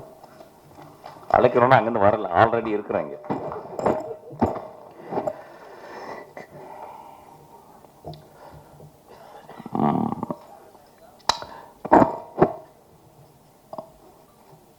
இந்த படத்தை வழங்குவதற்காக நீங்க வந்து கேட்டாங்க. ரொம்ப எம்பாரசிங் மூமெண்ட் அது. ஆக்சுவலாக ராதாகிருஷ்ணன் சார் வந்து ரொம்ப நோபலாக வந்து கேட்டார். அப்புறம் நான் வந்து ஸ்ரீகாந்தோடைய கம்பல்ஷனில் ஒத்துக்கிட்டேன். ஆக்சுவலாக நிறைய பேசும்போது என்னை பற்றி நிறையா பேசினாங்க. அது என்னுடைய படமாக நான் அதை பார்க்கல. ஆக்சுவலாக நான் ஒரு இசையமைப்பாளரை மட்டும் இருந்திருக்கேன், ஒரு கொஞ்சம் சீனில் நடிச்சிருக்கேன். அப்புறம் ஏற்கனவே 2-3 நியூஸ்லாம் வந்துச்சு. ஆக்சுவலி என் தம்பியை ரொம்ப நான் சப்போர்ட் பண்ணேன். ஆக்சுவலாக ரொம்ப வெக்கப்படுறேன். ஆக்சுவலாக நான் அப்படி பண்ண மாட்டேன். நான் வந்து 3வது படம் எழுதிக்கிட்டு இருக்கும்போது ஒரு நாள் கதவை திறந்து தம்பி வந்து நான் உங்கள்கிட்ட அசிஸ்டன்ட் டைரக்டராக ஜாயின் பண்ணுறேன்னு கீழே இருந்து செருப்பத்துக்கு அடிச்சிட்டேன். அது ஏன்னா வந்து நான் ஒரு அசிஸ்டன்ட் டைரக்டர் எப்படி எடுப்பேன், நான் வந்து நிறைய பேர் அசிஸ்டன்ட் டைரக்டர் வந்து படித்தவங்கள எடுப்பாங்க. நிறைய படிச்சுட்டு நான் நிறைய படிப்பை பற்றி சொல்லுவேன். ஆனால் நான் அசிஸ்டன்ட் டைரக்டர் எடுக்கும்போது ரொம்ப எளிமையாக இருக்கணும்னு பார்ப்பேன், ரொம்ப ஏழையாக இருக்கணும்னு பார்ப்பேன். அப்பா இல்லாத அம்மா இல்லாத அசிஸ்டன்ட் டைரக்டரை அவனை எடுக்கணும்னு பார்ப்பேன். ஆனால் அந்த மாதிரி ஆளுங்களுக்கு தான் ஏதோ சமூகத்துக்கு ஏதோ ஒரு நல்ல கதை சொல்லணுன்ற ஒரு எண்ணம் இருக்கும். அந்த மாதிரி ஆளுக்கு தான் வந்து ஒரு கான்ஸ்டண்ட்டாக வந்து சினிமாவை நேசிக்கக்கூடிய ஒரு திறன் இருக்கும். நம்ம லைஃப்பில் வந்து ட்ராமாவை பற்றி பேசுகிறோம். எனக்கு தெரிஞ்சு ட்ராமா, அவருக்கு ரொம்ப ட்ராமா. சின்ன வயசில் ரொம்ப கஷ்டப்பட்டார், சின்ன வயசில் ரொம்ப பாதிக்கப்பட்டார். சின்ன வயசுல அப்படின்னு சொல்லுவாங்க. என்னை வந்து சின்ன வயசில் யார் பாதிக்கப்பட்டாங்களோ அவங்களால மட்டும்தான் மிகச்சிறந்த செயல்களை செய்ய முடியும். வசதியாக இருந்து எந்த கஷ்டமும் இல்லாதவங்க வந்து எதுவுமே பண்ண முடியாது. ஸோ அந்த ஒரு காரணத்தில் என் தம்பி வந்து என்கிட்ட வந்து அசிஸ்டன்ட் டைரக்டர் கேட்கும்போது வந்து என்னால் வந்து ஒத்துக்க முடியல. நீ கஷ்டப்பட்டு போயிட்டு ஸ்ரீகாந்த் சொன்னார், ரொம்ப இல்லை அவங்க தம்பியை ஏன் சேர்த்துக்கூடாது. ஸோ நான் சொன்னது காரணம் வந்து எந்த காரணத்துக்கு கூட நான் வந்து உனக்கு ஹெல்ப் பண்ணக்கூடாது. நீயா வந்து அதுவும் சினிமா வந்து ஒரு பெரிய கஷ்டமான ஒரு அது நோ ரிட்டர்ன் பேத். அது அதுக்குள்ளே வந்துட்டோம்னா திரும்பி போகவே முடியாது. ஸோ அதுக்கு வந்து பயங்கரமான மனதிடம் வேணும். அதுக்காக போயிட்டு எங்கேயாவது ஒர்க் பண்ணிட்டு வரா அப்படின்னு சொன்னால் அப்புறம் பார்த்திபன் சார்கிட்ட போய் ஒர்க் பண்ணிட்டு வந்து அப்புறம் 2-3 வருஷம் கழிச்சு அதுக்கப்புறம் நான் சேர்த்துக்கிட்டேன். இன்னைக்கு வரையும் நான் வந்து எனக்கு தெரிஞ்சு அவனை வந்து எதுக்குமே இது பண்ணது இல்லை. இந்த படத்தில் கூட ட்ரெயின் படத்தில் கூட வந்து ஒரு முக்கியமான கேரக்டர் வந்து ஜான் விஜய் பண்ண வேண்டிய கேரக்டர். ஆனால் அவனுக்கு டேட் எனக்கு கிடைக்கல. நான் ஷூட்டிங் ஆரம்பிச்சிட்டேன், வேறு வழி இல்லாமல் அப்படி அசிஸ்டன்ஸ்லாம் சொல்லி சார் அவங்க தம்பி பண்ணுவார் பண்ணுங்க அப்படின்னு சொல்லிட்டு. ஸோ இது ஒரு பெரிய எம்பாரசிங் மூமெண்ட். இந்த மேடையில் வந்து என் தம்பி செஞ்சுருக்க படம் அப்படின்னு சொல்லுது. அவன் வந்து மியூசிக் கேட்கும்போது வந்து நான் அப்போ தான் எங்கள் ஐயாட்ட இருந்து நான் வெளியே வந்த தருணம். ஆக்சுவலி நான் மியூசிக்கில் ரொம்ப சின்சியராக ஈடுபட்டுக்கிட்டே இருக்கேன். அது இந்த ஒரு 6 வருடம் ஜாஸ்தியாக ஒரு நாளைக்கு 4 hour 5 hour ஒர்க் பண்ணிகிட்டே இருக்கேன். ஸோ அப்போ அவன் கேட்கும்போது வந்து நான் சொல்ல முடியல, சரி நான் பண்ணுறேன்டா அப்படின்னு சொன்னேன். அப்படி தான் அந்த படத்தில் நான் நுழைஞ்சேன். ஆக்சுவலாக நான் வந்து ஒரு லாஸ்ட்டாக தான் நான் இருக்கணும்னு பார்க்குறேன். ஆனால் இங்கே இந்த மேடையில் வந்து ரொம்ப ஒரு நடுவில் உட்கார வச்சு ரொம்ப ரொம்ப எம்பாரஸ் பண்ணிட்டாங்க. நான் தம்பிகிட்ட சொல்கிறது ஒரே ஒரு விஷயந்தான், இந்த வாழ்க்கையில் வெற்றி அப்படின்றது ஒன்றுமே இல்லை. வெற்றி ஒன்றுமே இல்லைன்னா தோல்வியும் ஒன்றுமே இல்லை. இந்த வாழ்க்கையில் வாழ்ந்துக்கிட்டே இருக்கணும், நடந்து போய்கிட்டே இருக்கணும். நான் நிறைய பேரை பார்த்துக்கிட்டே இருக்கேன். இதே ரோட்டில் நான் ₹1 இல்லாமல் பஸ்ஸுக்கு காசு இல்லாமல் அப்படியே நடந்து அப்படியே தேனாம்பேட்டை வரைக்கும் நடந்து போயிருக்கேன். இன்றைக்கி ரொம்ப பெருசாக சாதிச்சது மாதிரி நினைக்கவே இல்லை. ஆக்சுவலாக இன்றைக்கும் அதே மாதிரி தான் இருக்கேன். இன்றைக்கி எனக்கு ஒரு புத்தகம் வாங்குறதுக்கு அல்லது ஒரு நல்ல படத்தை பற்றி பேசுறதுக்கு யாரோ ஒரு நண்பன் இருந்தால் போதும். இந்த வாழ்க்கையில் வந்து பெருசாக நம்ம வந்து சாதிக்க போகிறோம்னு நினச்சிக்கிருக்கோம். யாருமே சாதிக்க முடியாது. சாதித்தவங்களாம் மிகப்பெரிய மனிதர்களுக்காக. இந்த படத்தில் கிளைமேக்ஸில் ஒரு டயலாக் எழுதியிருக்கேன், ஒரு நல்ல மனிதன் ஒரு சாதாரண மனிதன் தனக்காகவும் தன் குடும்பத்துக்காக வாழ்கிறான், ஒரு நல்ல மனிதன் அடுத்தவர்களுக்காக இந்த உலகத்துக்காக வாழ்கிறான் அப்படின்றது.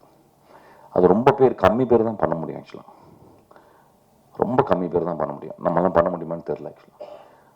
ஸோ அதனால தான் தம்பிகிட்ட சொல்லுவேன், இந்த மேடையில் நான் ஆரம்பிக்கும் போது தான் சொல்கிறேன், இந்த படத்தினுடைய வெற்றியோ தோல்வியே கிடையாது. ஒரு படம் நீ ஜென்யூனாக நீ பண்ணியிருந்தேன்னா, அது என் தம்பிக்கு இல்லை, என் அசிஸ்டன்ட் டைரக்டர் இருக்க எல்லாருக்குமே அதான் சொல்லுவேன். ஏதோ ஒரு வகையில் சினிமா வந்து ஒரு பெரிய அழுத்தத்தை கொடுக்குது, ஒரு ஓட்டப்பந்தயம் மாதிரி ஆயிடுது. என் அசிஸ்டன்ட் டைரக்டர் தான் சொல்லுவேன், ஓட்டப்பந்தயம் இல்லை சினிமா. நீ 10 வருஷம் 15 வருஷம் நீ வந்து படம் பண்ணாமல் கூட நான் ஒரு படம் பண்ணும்போது அந்த படம் வந்து எவ்வளோ ஒழுக்கமாக இருக்கு. அந்த படத்துக்குள்ள கேளிக்கைகள், அந்த படத்துக்குள்ள இன்ட்ரெஸ்டிங்கான விஷயங்கள் எல்லாமே நீ பண்ண. அந்த படம் ஏதோ ஒரு வகையில் ஒரு இமேஜோ ஒரு சீனோ அது வந்து மனசில் தச்சுக்கிட்டே இருக்கணும். அதை வந்து ட்ரை பண்ண அப்படின்னா அதை இந்த படத்தில் ட்ரை பண்ணியிருக்கான்னு நான் நினைக்கிறேன் ஆக்சுவலாக. ஸோ இந்த படத்தை பற்றி நான் வந்து பெருசாக நான் பேச போகிறதில்லை. இந்த படத்துக்கு வந்து முதல்ல இதை ப்ரொடியூஸ் பண்ண வந்த ராதாகிருஷ்ணன் சாருக்கு ரொம்ப நன்றி. அதுக்கப்புறம் அந்த படத்தை முழுக்க தோல் மேலே போட்டுக்கிட்டு சுமந்த திரு ஹரி அவருக்கு நன்றி. பூர்ணா, நான் விதார்த்தெலாம் பேசிட்டு அதுக்கப்புறம் பேசுகிறேன். விதார்த் வந்து நான் நீ பார்த்தானே சொன்னேன், விதார்த்த வந்து என்ன பண்ணுறீங்க, நீ ஒரு 50 வருஷம் சினிமாவில் இருப்ப விதார்த். ஏன்னா இப்போ சினிமா இல்லைன்னா விதார்த் செத்து போயிடும். அந்த மாதிரி தான். ஆனால் சினிமாக்குள்ளேயே உழண்டு நான் ஆக்சுவலாக படம் பண்ண வேண்டியது ஏதோ மிஸ் ஆயிடுச்சு. ஆக்சுவலாக ரொம்ப சின்சியரான ஒரு ஆக்டர், ரொம்ப நல்ல பையன், ரொம்ப எளிமையாக பழகக்கூடிய பையன். சில பேருக்கு, சில நடிகர்களுக்கு வந்து மூஞ்சியில் ஒரு லேண்ட்ஸ்கேப் இருக்கும். ஒரு தமிழ் லேண்ட்ஸ்கேப்பை வந்து இப்போ விஜய் சேதுபதி பார்த்தீங்கன்னா மூஞ்சி, நான் நேற்று தான் அந்த விஷயத்தை பார்த்தேன். நான் க்ளோஸ்அப்பில் பார்க்கும்போது, நான் க்ளோஸ்அப் போக மாட்டேன், நான் தூரத்தில் இருந்து பார்க்கும்போது விஜய் சேதுபதிக்கு ஒரு தமிழ் லேண்ட்ஸ்கேப் இருக்குது. அந்த மாதிரி லேண்ட்ஸ்கேப் கொண்ட ஒரு மனிதன் தான் வந்து விதார்த். ஒரு கைத்தட்டுவேன், ரொம்ப போர் அடிக்கிறது, அமைதியாக என்னமோ ஆஸ்பத்திரியில் உட்காந்துருக்க மாதிரி போயிட்டு இருக்கு. ரொம்ப வெகு சிலர் ஆக்டர்ஸ் தான் அந்த மாதிரி ஒரு லேண்ட்ஸ்கேப் இருக்கும். அந்த மாதிரி ஒரு லேண்ட்ஸ்கேப் கொண்ட ஒரு மனிதன் ஒழிச்சுக்கிட்டே இருக்கான். ஒழிச்சுக்கிட்டே இருக்கணும் விதார்த். நானும் அதான் பண்ணிக்கிட்டு இருக்கேன். எனக்கு பெரிய வெற்றிகள் தேவையில்லை, பெரிய பணங்கள் தேவையில்லை, பெரிய புகழ் தேவையில்லை. நான் 365 நாள் வேலை செய்கிறதுக்கு எனக்கு ஒரு சின்ன ஒரு படம் இருந்தால் போதும்னு நினைக்கிறேன். அதுக்கப்புறம் வந்து அருண், அவன் ரொம்ப ஸ்மார்ட்டான பையன். நம்ம பேசுறதுக்கு முந்தையே பேச ஆரம்பிச்சிடலாம். Very smart. அதாவது எப்படி சொல்கிறது, he is throbbing with energy. நல்லா படிப்பான். இப்போ வந்து ஜெர்னல் நாட்டம் சொன்ன ரொம்ப என்ன சொன்னேன், அந்த ஜெர்னல் நாட்டம் வந்து படிக்கலாம், ஏற்கனவே படித்தேன், திரும்பி படுறா அப்படின்னு.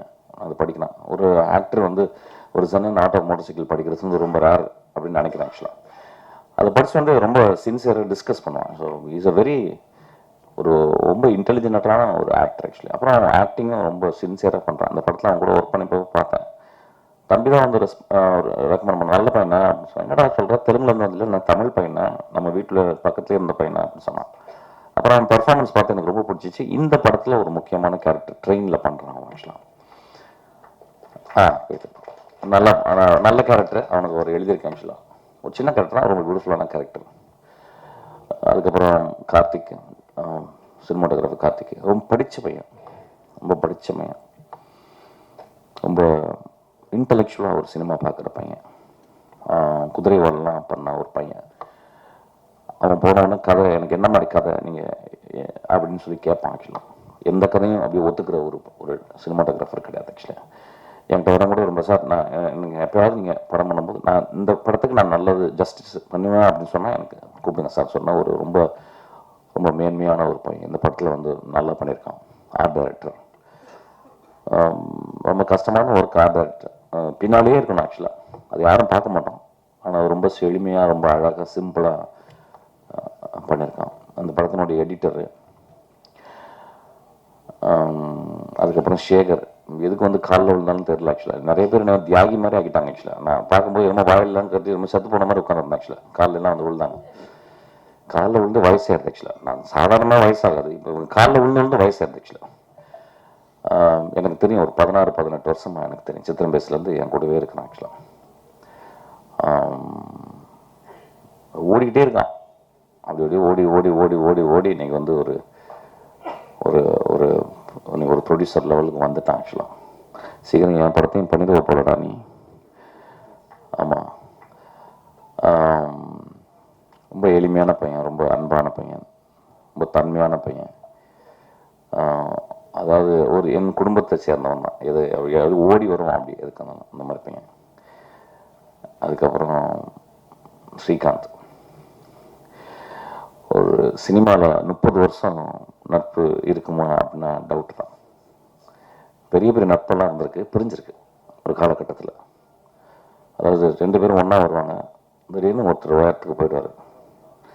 அப்புறம் ஏதோ இந்த நட்பு தாங்காது, அப்படி ஏதோ ஒரு ப்ராப்ளம் வந்து, ஒரு காம்ப்ளெக்ஸ் வந்து, மனித இயல்பு தானே அது ஆக்சுவலாக.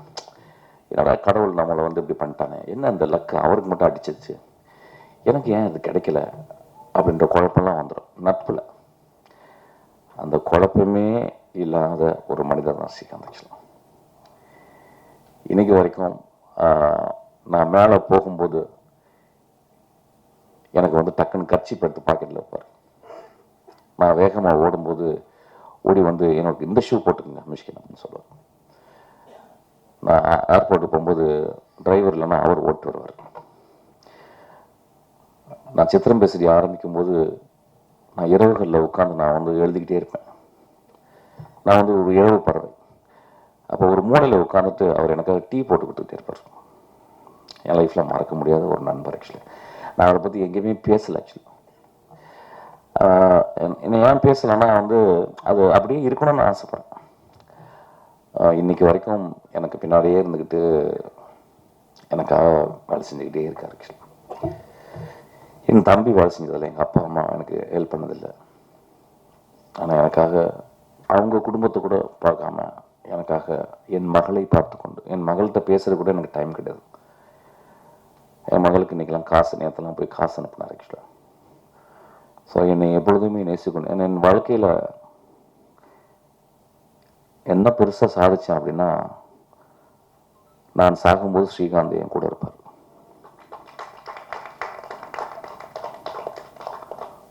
வாழ்க்கையில் ரொம்ப நட்பு முக்கியம் ஐயா. நட்பு கிடைக்கவே கிடைக்காது.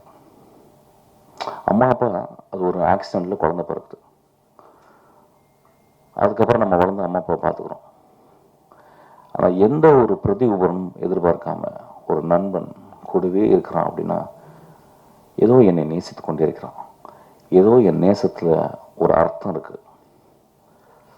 நான் இது வரைக்கும் இந்த அளவு ஒரு மனிதனை, ஒரு பெண்ணை நேசிச்சிருப்பேன்னு தெரியல. அந்த அளவு நான் ஸ்ரீகாந்தை நேசிக்கிறேன். இன்னைக்கு தான் நான் சொல்கிறேன். ஆக்சுவலாக என்ன பேசுகிறேன், இந்த இது இந்த இந்த காணொலியை பார்த்து என்ன ஆக போகுது அப்படின்னா, அதான் இப்போ எல்லாரும் பேசினாங்க, அந்த காணொலியை எவ்வளோ இன்ட்ரெஸ்டாக பார்ப்பாங்க அப்படின்னு எனக்கு தெரியல. ஆனால் ஏதோ ஒரு வகையில் பேசும்போது மனிதம், அன்பு ததும்பி வழிந்து கொண்டே இருக்கிறது. என் வாழ்நாள் முழுவதும் என்னை பார்த்து கொண்டிருக்கும் இந்த மகா மனிதனை பற்றி பேசுறது ரொம்ப சந்தோஷப்படுறேன். எல்லாருக்குள்ளேயும் நட்பு ரொம்ப ரொம்ப இம்பார்ட்டன்ட். அந்த நட்பு பிரிஞ்சிடும்.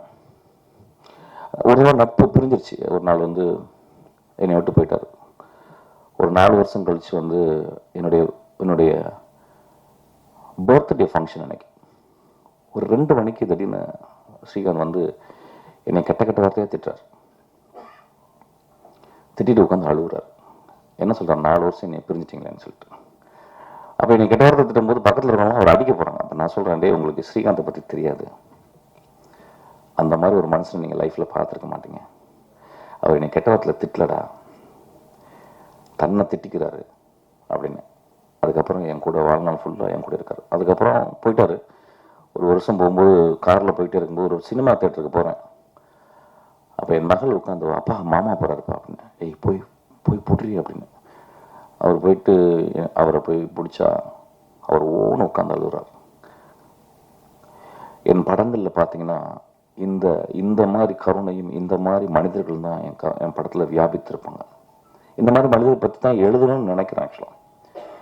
ஸோ அந்த மாதிரி ஒரு ஸ்ரீகாந்த் மேடையில் வந்ததே கிடையாது இது வரைக்கும். நான் வந்து 30 வருஷமாக 23 வருஷமாக நான் மேடையில் இருக்கேன். ஒரு மேடையில் கூட ஸ்ரீகாந்த் வந்ததே கிடையாது. இந்த மேடையில் எப்படியோ ஏற்றப்பட்டுட்டார். அதனால் நான் ஸ்ரீகாந்த் எனக்கு என்ன பேசுறதுன்னு தெரில. பேசிக்கலாம், நான் ரொம்ப பெரிய யோசிக்க மாட்டேன் என்ன பேசுனேன். ஓகே, நீ நட்பை பற்றி பேசுவோன்னு நான் பேசுகிறேன். அதுக்கப்புறம் வந்து பூர்ணாவின் குழந்தைய இன்னைக்கு பார்க்கும்போது எனக்கு வந்து I was very mood actually. அந்த குழந்தைய காலை நான் தலையில் எடுத்து வச்சுக்கலாம். பூர்ணாவோட காலில் தலையில் எடுத்து வச்சுக்கலாம். அந்த அளவு ரொம்ப நோபனாலும் ஒரு பெண் ஆக்சுவலாக. வாழ்நாளில் ஒரு 10 பேரை நம்ம சந்திப்போம். ஒரு 100 வருஷம் நம்ம வாழ்ந்தோம்னா எனக்கு தெரிஞ்ச ஒரு 10 பேர் சந்திப்போம். அதுவும் பெண்களில் ஒரு 3 பேர் சந்திப்போம். அம்மா, தங்கச்சி, மனைவி, அதெல்லாம் தனி, மகள். அதுக்கப்புறம் வேற ஒரு மனுஷி ஒருத்தி வருவோம். அந்த மனுஷி வந்து நம்ம வாழ்க்கையில் வந்து ரொம்ப அன்பு கொடுப்போம். பூர்ணா அவ்வளோ அன்பு எனக்கு கொடுத்துருக்கோம். பூர்ணா பார்க்கும்போதெல்லாம் அப்படியே ஆச்சரியப்படும். ஐயோ, இவ வயிற்றுல அடுத்த வருஷம் பிறக்கணும், அடுத்த ஜென்மத்தில் இவ தான் எனக்கு அம்மாவாக இருக்கணும். அவ்வளோ நல்லவர். அதனால வந்து நான் ஏதாவது சொல்லும்போது பூர்ணா என் படத்தில் இருக்கணும். அவரை பற்றி தப்பாலாம் பேசுவாங்க, என்னையும் பூர்ணா பற்றி. அப்படிலாம் கிடையாதுங்க. ரொம்ப மேன்மையான பெண் அவர். ரொம்ப மேன்மையான பெண். அவள் வந்து கல்யாணம் ஆகணும்னு சொன்னால் அப்படி சந்தோஷப்பட்டேன். கோவம் வந்துச்சு. ஐயோ, எவ்வளோ பெரிய ஆக்ட்ரஸ், இன்னும் ஒரு 5 வருஷம் நான் நடித்து தொலைச்சிருக்கலாமேடி நீ அப்படின்னு சொல்லியிருந்தேன். அவளை பார்க்கும்போது இன்னைக்கு வந்து பார்க்கும்போது எனக்கு அப்படியே சந்தோஷமாச்சு. அவள் கல்யாணம் பண்ணவும் அங்கே போயிட்டு துபாயில் போய் கல்யாணம் பண்ணியிருக்கேன். இங்கே இருந்தாலும் போய் அப்பப்போ பார்க்கலாம் ஆக்சுவலாக.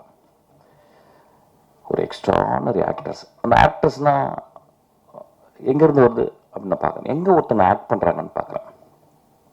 இங்கிலீஷில் ஒரு டெஃபினேஷன் இருக்குது ஆக்டிங்க்கு வந்து, living truthfully in an imaginary சிச்சுவேஷன்றான். கற்பனையான ஒரு உலகத்தில் நீ நிஜமாக வாழணும், அதுதான் ஆக்டிங் அப்படின்றாங்க. அது எங்கே நிறைய பேர் ட்ரை பண்ணுறாங்க, நிறைய பேர்னால பண்ண முடியல.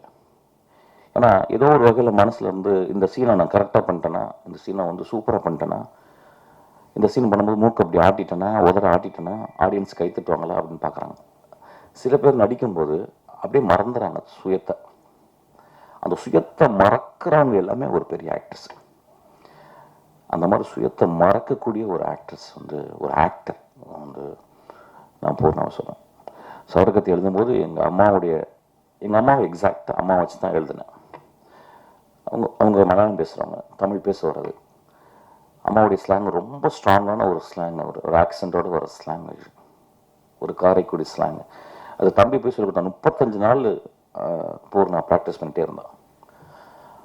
அதுக்கப்புறம் அந்த படத்தினுடைய டப்பிங்கை நான் பூர்ணாவே பண்ண சொன்னேன். அந்தளவு ஒரு டெடிக்கேட்டட் ஆர்டிஸ்ட். அதனால் அந்த டெடிக்கேட்டட் ஆர்டிஸ்ட் எப்பவுமே கூட இருக்கணும். ஒரு பூ மாதிரி எப்பயுமே கூட எங்கள் லைஃப்பில் இருக்கணும். அதனால என் தம்பியும் அவனும் எப்பயுமே அந்த மாதிரி. நான் இன்னும் உடம்புக்கு சொன்னா, நான் இன்னும் உடம்பு இன்னும் பரவாயில்லப்பா, நீ குழந்தை பத்துக்கு உடம்பு பெருசாக இருக்கும், இன்னொரு நாள் நீ ஒல்லியாரு. அந்த நாய் சாகிற வரைக்கும் நான் ஆக்ட் பண்ணணும்னு ஆசைப்பட்றேன். ஆக்சுவலாக அவ்வளோ அவ்வளோ அவ்வளோ ஜென்யூனான ஆக்டர்ஸ் இவங்க, பாவனா. ஸோ எனக்கு திரும்பியும் போடுறாங்க கதை எழுதுவேன் நினைக்கிறேன். ஐ திங்க் எந்த படம் கிடைக்காதுனாலும் என் படத்தில் கேரக்டர் இருப்பான்னு நினைக்கிறேன். ஸோ அதனால் ஐம் ஸோ மூவ்ட். இன்னைக்கு ஒரு பொண்ணாவை தாயாக பார்க்கும் பொழுது நான் ரொம்ப சந்தோஷப்படுறேன். அவன் வந்து என் குழந்தை, அந்த குழந்தை தூங்குற குழந்தை என் காலில் தொட்டு கும்பிட சொல்கிறான். என் குழந்தையோட உன் குழந்தை நல்லா வாழணும்னு நான் கடவுள்கிட்ட வேண்டிப்பேன். அப்புறம் தம்பியை பற்றி ஃபஸ்ட்டு பேசி திரும்பி வந்தேன். ரொம்ப எளிமையான பையன், கொஞ்சம் நகை தத்து பத்துன்னு பேசினான். ஆக்சுவலாக பேச ஆசைப்படுறான், படிக்கிறான். அப்போ தான் படிக்கிறான். ரொம்ப செஞ்சு வாழ்க்கை கஷ்டம் தெரியுது. மொழி செழுமையாக இல்லை, மொழியில் மீனிங் இருக்குது, அர்த்தங்கள் இருக்குது. அதை நோக்கி போய்கிட்டு இருக்கேன். நான் படிக்க வரேன்னு நினைக்கிறேன். ஒரு கதை, ஒரு கயிறு மேலே நடக்கிற மாதிரி தான் ஒரு கதை. நான் அந்த கதையை எடுப்பேன்னு தெரியல. ஏன்னா ஒரு எழுத்தாளர், ரொம்ப முக்கியமான ஒரு எழுத்து, ரொம்ப அருமையான ஒரு மனிதர் அவர் ஆக்சுவலி பேசிக்கலாம். ஸோ அவருடைய கதை வந்து என்ன சொன்னான், ரொம்ப சந்தோஷமாச்சு. ஒரு நாவல்லேருந்து எழுதுறியாடா, ஓகே, அது வெற்றிமாறன் கேட்பான். வெற்றிமாறன் தான் பண்ணுவான், நீ பண்ணிடாத, சரி ரைட்டான்னு சொல்லிட்டு அப்புறம் வந்து கதை கடைசி வரைக்கும் சொன்னான். ஆனால் நீங்கள் வந்து தலையிடவே கூடாது அப்படின்ட்டான். சரிடா, அது ஸ்கிரிப்டாக கூட இல்லை, நான் ஸ்கிரிப்ட் கொடுக்க மாட்டேன்னா அப்படின்ட்டான். சரி ரைட், நல்லதுடா. அந்த பிடிவாதம் இருந்தால் நீ வந்து லைஃப்பில் வந்துடுவேன். கடைசி வரைக்கும் ஸ்கிரிப்டை காட்டவே இல்லை. அப்புறம் வந்து சும்மா மேலோகமாக சொன்னான். அப்புறம் படத்தை காட்டினான். ஆனால் நான் படத்தை காட்டி தான் நான் மியூசிக் பண்ணோம். படம் பார்த்தேன், நல்ல படம் அப்படிலாம் சொல்ல மாட்டேன் அவங்கள்ட்ட. நான் சும்மா அது தம்பியை இது பண்ணுற மாதிரி. ஆனால் நிறைய இடங்களில் வந்து ரிஸ்க் எடுத்திருக்கான். ஒரு பெண் உடைய பிறழ்வு, அவள் பெண் அப்படியே அந்த காமத்துக்குள்ளே போகிறது, காமமாக தெரியாமல் கஷ்டப்படுறது, நல்ல ஒரு மெச்சூரான கதைகள். நிறைய என்ன கதைகள் சொல்கிறோம் அப்படின்றது வந்து ரொம்ப பெரும் குழப்பம் இருக்குது. அதனால் இப்போ வந்து நான் பார்த்துட்டேன். இப்போ நிறைய படங்கள் பார்த்தீங்கன்னா இந்த வீடியோ கேம் மாதிரி கண்டினியூஸாக சுட்டுக்கிட்டே இருக்காங்க, கொடன்னு சுட்டுக்கிட்டாங்க. ஹெலிகாப்டர் சம்மந்தமே இல்லாமல் வீட்டுக்குள்ளெல்லாம் வருது, ஏன் வருதுன்னு தெரியல. என் படத்துல கிளைமேக்ஸில் ஒரு சின்ன ஹெலிகாப்டர் வேணும்னு அப்படி வர வச்சுட்டு போயிட்டுருக்கேன். அதுக்காக தானு சார் சொன்னேன். தானு சார் எப்படின்னா எதை கேட்டாலும் 100 தந்துடுறாரு. நான் ஒன்று சார் ஒரு வண்டி 100 வண்டி அனுப்பிடுறான்ப்பான்றாரு. நான் ஹெலிகாப்டர் சும்மா சொன்னேன், உடனே வந்துட்டு அவர் ஹெலிகாப்டர் கொண்டாங்கன்னு போயிட்டார். சார் இல்லை சார், நான் வேணும்னு என் படத்தில் தூரத்தில் ஒரு ஹெலிகாப்டர் வர மாதிரி காட்ட போகிறேன் சார் அப்படின்னு நான் சொல்லியிருக்கேன் ஆக்சுவலாக. ஸோ என்ன கதைகள் பண்ணுறதுன்னே தெரியல. அப்புறம் இந்த பையன் என்னங்க புரியல, 10 நிமிஷமா. அப்புறம் இவன் வந்து ஒரு கதை, ஒரு ஒழுக்கம், ஒரு நியாயம் அதில் இருக்கு. அது எப்படி பண்ணுனா, அது எப்படி சுவையாக இருந்துச்சுன்னா ஆடியன்ஸ் தான் வட்டி கொடுக்கணும். நான் சொல்லக்கூடாது. இங்கே நிறைய பேர் சொன்னாங்க நல்ல படம், நான் அப்படிலாம் சொல்ல மாட்டேன். நல்ல படம்லாம் ஓடிதான். நந்தலால நல்ல படம் தான், ஓனா ஆட்டுக்குட்டி நல்ல படம் தான். இந்த போன வாரம் ஜப்பானில் ஓனா ஆட்டுக்குட்டி வந்து போட்டுட்டு ஒருத்தர் ஜப்பான் ப்ரொஃபஸர் கூப்பிட்டு பேசுகிறாரு என்கிட்ட, படம் ரொம்ப நல்லா இருந்துச்சுன்னு. அப்படிங்களாங்க, தமிழ்நாட்டில் நல்லா இல்லைங்க அப்படின்னு. ஸோ அது நல்ல படம் அப்படிலாம் கிடையாது. ஆனால் ஒரு படம் நன்றாக மனித ஆழத்திலிருந்து நிஜமாக நான் நல்ல படம்னு எடுத்த படம் எல்லாமே வாழ்நாள் பொழுது நல்லாயிருக்கும். உதிரி போட்டல் நம்ம மறக்க முடியுமா? ரஜினிகாந்த் சொல்றாரு வந்து, போன தங்கச்சி திருப்பி வந்து கட்டி பிடிச்ச அழுகுறா, யோ போயா அப்படின்னா. இது போதாத அந்த படத்தை மறக்க முடியுமா? ஸோ ஒரு நல்ல படம், வாழ்க்கையை சொல்லக்கூடிய படம், வாழ்க்கையை எப்படி வாழ வேண்டும் என்று சொல்லக்கூடிய படம், எப்படி நேசிக்கப்பட வேண்டும் என்று சொல்லக்கூடிய படம், எதற்காக வாழ்கிறோம் என்ற கேள்விகளை எழுப்புகிற படம், அது நல்ல படம் தான். இதில் அந்த மாதிரி சில கேள்விகள் இருக்கு. ஸோ அதனால I think for us it's considers a decent film. படம் எப்படி சுவையாக இருந்தது, எப்படி நல்லா இருந்துச்சுன்னா பத்திரிக்கைக்காரங்க எழுதணும். அதுக்கப்புறம் படம் பார்த்துட்டு அது நல்லா இருக்குன்னு சொல்லணும். So that rest up to the audience and the people. இந்த மேடையில் வந்து படம் நம்ம நல்லா பண்ணியிருக்கேன் நம்ம சொல்கிறது வந்தது. ஸோ அந்த படத்தில் அந்த மாதிரி ஒரு விஷயம் இருந்துச்சு. அப்புறம் மியூசிக், மியூசிக்கு நான் ஐயாட்ட இருந்து வந்தவொடனே சண்டை, கண்டினியூஸாக சண்டை. நான் சண்டை போட்டுகிட்டே இருக்கேன், அவர் என்னை திட்டிக்கிட்டே இருக்காரு. அப்புறம் ஒரு ரொம்ப மனசு கஷ்டமாயிடுச்சு. அப்புறம் இனிமேல் வந்து வெளியே வரும்போது இப்படி ஒரு கொடுத்துருக்கான். சரி என்ன பண்ணலாம், என்னுடைய குருநாதர் இப்போ ரீசெண்டாக ராம்மூர்த்தி, அவர் வந்து ஒரு 2 வருஷமாக எனக்கு அவர் மியூசிக் சொல்லி கொடுத்துருக்காரு. நானும் ஒரு 6 வருஷம் படிக்கிறேன். ஸோ அதனால் வந்து சரிடா எனக்கு புதுசாக எதாவது பண்ணலாம் அப்படின்னு சொல்லிட்டு இந்த படத்தில் இறங்கியிருக்கேன். ரீரெக்கார்டிங் வந்து இந்த துருவோட்டு இந்த படத்தில் வந்து ஒரு கம்ப்யூட்டர் ஜெனரேட்டட் மியூசிக், அதாவது ஏதாவது ஒரு லூப்பில் இருந்து எந்த எதுவுமே எடுக்கலை. முழுக்க உண்மையாக இருக்கிற, ஃபார் எக்ஸாம்பிள் வயலினிஸ்ட்னு இருக்காங்க நம்ம ஊரில், நிறைய பேருக்கு தெரியாது. இங்கே எக்ஸ்ட்ராடினரி வயலினிஸ்ட், அந்த ஸ்ட்ரிங் செஷனில் உள்ளவங்க எனக்கு தெரிஞ்ச கல்யாண் சார், அதுக்கப்புறம் செல்லிஸ்ட் சேகர், இவங்க இன்டர்நேஷ்னல் லெவலுக்கு இவங்க பெரிய ஆளுங்க. ஆனால் இன்னைக்கு அவங்கள நிறையா யூஸ் பண்ணாமல் கம்ப்யூட்டர் ஜெனரேட்டராகவே நிறைய, ஆனால் இந்த படத்தில் அப்படி இல்லாமல் முழுக்க ஒரு லைவ் இன்ஸ்ட்ருமெண்ட்லேயே பண்ணணும்னு சொல்லிட்டு நான் பண்ணியிருக்கேன். ஆக்சுவலாக அப்புறம் ஒரு பரவாயில்லாமல் பண்ணியிருக்கேன். ஒரு 36 மார்க்குக்கு ஒரு ரீரெக்கார்டிங் பண்ணியிருக்கேன். நான் எப்பயுமே அப்படி தான் எய்ம் பண்ணுவேன், 36 மார்க்கு வந்தால் போதும் அப்படின்னு. அந்த மாதிரி ஒரு 36 மார்க் எய்ம் பண்ணியிருக்கேன். ஒரு 5-6 பாட்டு போட்டிருக்கேன். பாட்டு வந்து எப்பயுமே சின்ன வயசுலேருந்து பாடிட்டே இருப்பேன், நான் கம்போஸ் பண்ணிகிட்டே இருப்பேன், நானும் எழுதி பாடுவேன். அந்த மாதிரி இதில் வந்து எனக்கு ரொம்ப இதில் பிடிச்ச பாட்டு வந்து ஒரு கடவுளுக்கு ஒரு கோரிக்கை அப்படின்ற ஒரு பாட்டு, ஒரு தினவு பாட்டு எனக்கு ரொம்ப பிடிச்ச பாட்டு. அது வந்து நல்ல படத்தில் கம்போஸ் பண்ணியிருக்கேன். அதுவும் ஒரு 36 மார்க்கு பாஸ் போடலாம். 100 மார்க் வாங்கவே முடியாது. 100 மார்க் வாங்கக்கூடிய ஒரே மனிதர் இளையராஜா மட்டும்தான். அவர் அதுக்கப்புறம் ஒரு Rahman. So I cannot think about walking equal to them. They are far ahead actually. ஒரு இன்ட்ரெஸ்டில் இந்த படத்தை நான் பண்ணியிருக்கேன் மியூசிக்கு. இப்போ இந்த படத்துக்கும் அந்த பாட்டை கேட்டுட்டு தானு சார் சொன்னார், தம்பி இந்த படத்துக்கு நீங்களே பண்ணிருங்கன்னாரு. இந்த படத்தை பண்ணுறேன். 2 பேரை பற்றி நான் சொல்லணும். இந்த படத்தை நான் பண்ணிக்கிறதுனால இப்போவே ப்ரமோஷன் ஆரம்பிச்சிடலான் இருக்கேன். நான் பார்த்து இவ்வளோ வருஷம் 23 வருஷம் நான் ஒரு நிறைய ப்ரொடியூசரோடு பழகிருக்கேன். தானு சார் மாதிரி ஒரு ப்ரொடியூசர் நான் பார்த்ததே இல்லை. என்னை ஒரு குழந்தை மாதிரி பார்த்துக்கிறாரு. ஈஸ்வராக எந்த ப்ரொடியூசரும் எனக்கு பிடிக்காது. ஆக்சுவலாக நான் ஒர்க் பண்ண ப்ரொடியூசர்லாம் நான் ரொம்ப மோசமான அப்படின்லாம் சொல்லுவாங்க. நிறைய செலவு பண்ணுறேன் அப்படின்னாங்க. அதெல்லாம் பொய் அப்படின்னு அவர் சொல்கிறார். ஆக்சுவலாக அந்தளவு என்னை பத்திரமா பார்த்துக்கிறாரு. அப்புறம் என் தம்பி விஜய் சேதுபதி, இந்த படத்துக்கு வந்து நான் வந்து எனக்கு அவ்வளோ சின்சியராக ஒர்க் பண்ணுறான். இந்த கதையும் கிட்டத்தட்ட இன்ட்ரோல் வரைக்கும் நான் முடிச்சிட்டேன். ஆக்சுவலாக எடிட் பண்ணி பார்த்தேன். ரொம்ப எக்ஸ்ட்ரானரியாக பண்ணியிருக்கேன். எனக்கு ரொம்ப சந்தோஷம். விஜய் சேதுபதி வந்து இன்னொரு பரிமாணம் விஜய் சேதுபதிக்கு இந்த படத்தில் கொடுத்துருக்கான். இந்த படம் டெவில்ன்ற படம் நல்லா இருந்தால் மட்டும் நல்லா இருக்குன்னு எழுதுங்க. நல்லா இருந்தால் மட்டும் இந்த படத்தை பார்த்து பக்கத்து வீட்டில் சொல்லுங்கள், இந்த படம் ஓடட்டும். நன்றாக இருந்தால் இந்த படம் ஓடும் தம்பி, நன்றாக இல்லாட்டினா ஓடாதுன்னா பரவாயில்ல, ஓடு, நீ ஓடிட்டே இரு. வாழ்க்கையில் வெற்றியும் இல்லை, தோல்வியும் கிடையாது. வாழ்க்கையில் ஓடிக்கிட்டே இருக்கணும். நன்றி, தேங்க்யூ.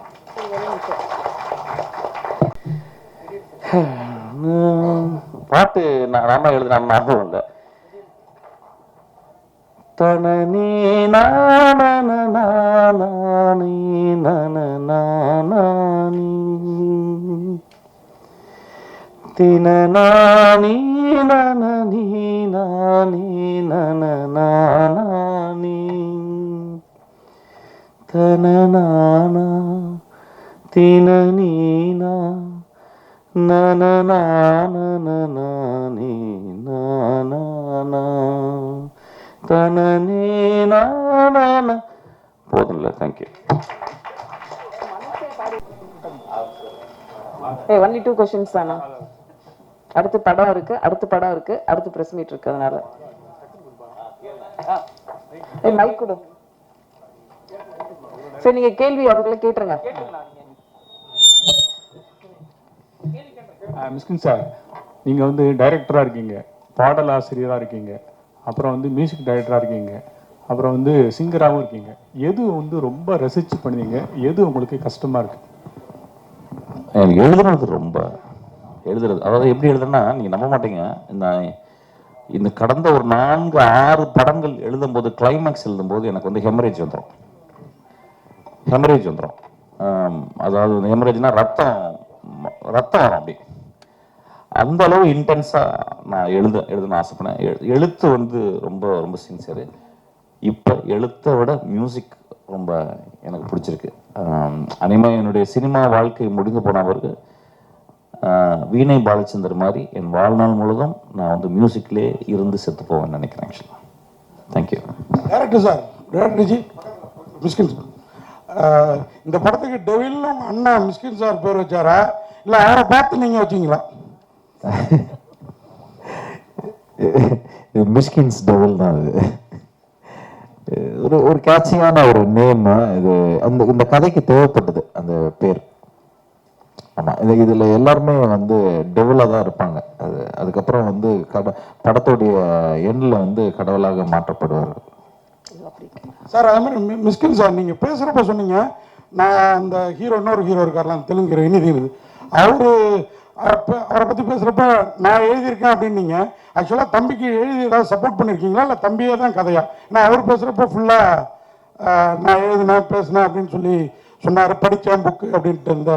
இல்லை இந்த படத்துக்கு எனக்கு சம்மந்தமே இல்லை சார். எனக்கு ஆக்சுவலாக வந்து அவன் வந்து தேவி பாரதி சாருடைய கதையை அவர் திரைக்கதை எழுதி முடிச்சுட்டு என்கிட்ட காட்டக்கூட இல்லை ஆக்சுவலாக. ஸோ அதனால் வந்து இந்த படம் முழுக்க என் அசிஸ்டன்ட் எழுதுனா சந்தோஷம் சார். இளையராஜா சார் கூட ஏற்கனவே சண்டை வருத்தம் அப்படின்னீங்க, இப்போ இன்னும் கோச்சிக்க மாட்டார், ஏன்னா அவர் ரொம்ப கோவக்காரரு. இப்போ நீங்கள் மியூசிக் டைரக்டராக இருக்கிறதுல இன்னும் அந்த சண்டை ஜாஸ்தி ஆகிடாதா? அப்படிலாம் ஒன்றுமே இல்லைங்க. அவர் சண்டை போட்டால் அவர் ரொம்ப பெரிய ஞானி. அவர் பெரிய பெரிய குழந்தை மனசுக்காரரு. நான் ஒரு 24 மணி நேரம் நினைக்கிறேன். அவர் 24 மணி நேரத்தில் ஒரு செகண்ட் என்னை நினைப்பாருன்னு நினைக்கிறேன். ஆக்சுவலாக அந்த அளவு அவர் நேசிச்சுக்கிட்டே இருக்கேன். லாஸ்ட் ஒரு கொஸ்டின். அந்த அளவு அவர் வந்து அவரும் என்னை நேசிக்கிறார், நல்லா தெரியும். அவனும் சொல்ல மாட்டாரு, நான் அவ்வளோ உயரத்தில் இருக்கவர் சொல்ல மாட்டார் ஆக்சுவலாக. ஆனால் நிஜமாக என்னை ரொம்ப நேசிப்பார் ஆக்சுவலாக. நான் அவர் நேசிச்சுக்கிட்டே இருக்கேன். பூர்ணா, எந்த நடிகைக்கும் கிடைக்காது. மிஸ்கின் சார் சொல்லிட்டாரு, உங்களை வந்து அம்மாவா நினைக்க போறேன், வந்து பையனா வந்து நீங்க பாருங்கன்னு. இப்போ அவர் பையனா நினைச்சீங்கன்னா, அவருக்கு ஒரு அட்வைஸ் பண்ணீங்கன்னா என்ன அட்வைஸ் பண்ணுவீங்க? இதெல்லாம் அவர் சேஞ்ச் ஆகும்னு நினைப்பீங்க? அவங்க வந்து அவங்களுக்காக வாழறது இல்லை, but I want him to live for him at least once அப்படின்னு நான் நினைப்பீங்க. Because he always think about others. His happiness அவங்க யோசிக்கிறதும் எனக்கு தெரியவே இல்லை. நான் ஒர்க் பண்ணுறேன் எப்போல்லாம் எனக்கு அவங்கள like I have work with him, I know him, நான் ஃபோனில் பேசும்போதெல்லாம். So I told you recently also like கல்யாணம் பண்ணிக்க சொல்கிறேன் ஆக்சுவலாக. அவள்தான், வேற ஒன்றும் இல்லை. இன்னொரு கல்யாணம் இல்லை, என் மனைவி இருக்காங்க, என் மகள் இருக்கா ஆக்சுவலாக. போதும். ரொம்ப அதான் சொல்கிறேனே, பூர்ணா பற்றி சொல்லும்போது புரியாது நிறைய. எப்படி ஒரு நடிகையை பற்றி இப்படி பேச முடியும்ன்றாங்க. அது அவர் நடிகையே கிடையாது, என் வாழ்நாளில் மிக முக்கியமான ஒரு பெண் ஆக்சுவலாக. வந்து அவ்வளோ சின்சியராக சொல்லுவோம் ஆக்சுவலாக. வந்து ஏன் ஒரு கல்யாணம் கூட பண்ணிக்க மாட்டேன்றீங்கன்னா, இது பரிதாபம்லாம் ஒன்றும் இல்லைங்க, ரொம்ப சந்தோஷமாக இருக்கு. கல்யாணம் பண்ணுறாங்களே எவ்வளோ கஷ்டம் தெரியும்ல உங்களுக்குலாம். நான் வந்து சும்மா ஜாலியில் ஜிம்கானாக இருக்கேன் ஆக்சுவலாக. இதோட முடிச்சுக்கலாம். நன்றி, வணக்கம். போயிட்டு இருக்குது, அடுத்த சந்திப்புல சந்திப்போம். இப்பதான் நமக்கு சூடு இருக்கு, என்ன அப்படி பண்றேன்னு பரவாயில்லையா? இல்ல யூஸ்வல் என்னன்னா பிரஸ் மீட்ல கேள்வி கேட்டா ரொம்ப பயந்து போய் ஐயோ என்ன பண்ண போறாங்க அப்படில. அதாவது எனக்கு தெரிஞ்ச முதல் படத்துல இருந்து அந்த நண்பர் தெரியும், முதல் படத்துல இருந்து இவங்கெல்லாம் பாத்துக்கிறேன் ஆக்சுவலா வந்து. ஸோ அதனால எனக்கு கொஞ்சம் கூட பயம் இல்லை. they are absolute sweethearts. கேளுங்க சார், ஒன்னு 2-3 கேள்வி கேட்கலாமா? என்னம்மா உனக்கு பிரச்சனை? உனக்கு? எனக்கு பிரச்சனை இல்லை. இல்ல அடுத்ததுல நீ தான் காம்பியரா? இல்ல இல்ல ஷோ படம் இருக்கு.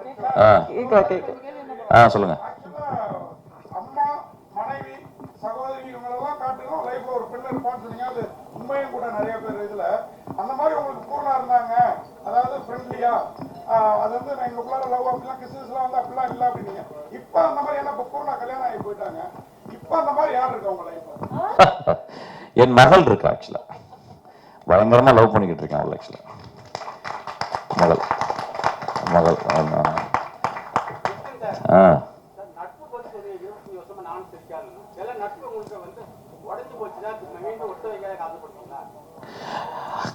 இல்ல, அதாவது நட்பு உடைந்து போகுதல் வந்து அதுவும் ஒரு இதுதான். எனக்கு தெரிஞ்சது கூட நட்பு இருந்ததே கிடையாது. என்னோட இருந்த எல்லா நட்பும் ஒரு சிறந்த நட்பு தான். அப்போ ரவிக்குமார்னு ஒரு இன்ஸ்பெக்டர் இருக்கான். அவன் வந்து ஒரு வருஷத்துக்கு 2 தடவை நான் வந்து பார்ப்பான். 2 நிமிஷம் தான் பார்ப்பான், ஆனால் அவ்வளோ பாந்தமாக இருக்கும். அப்புறம் என் கூடவே ராஜுன்னு ஒரு நண்பர் இருந்தார், இன்னும் இருந்துக்கிட்டே இருக்கான்.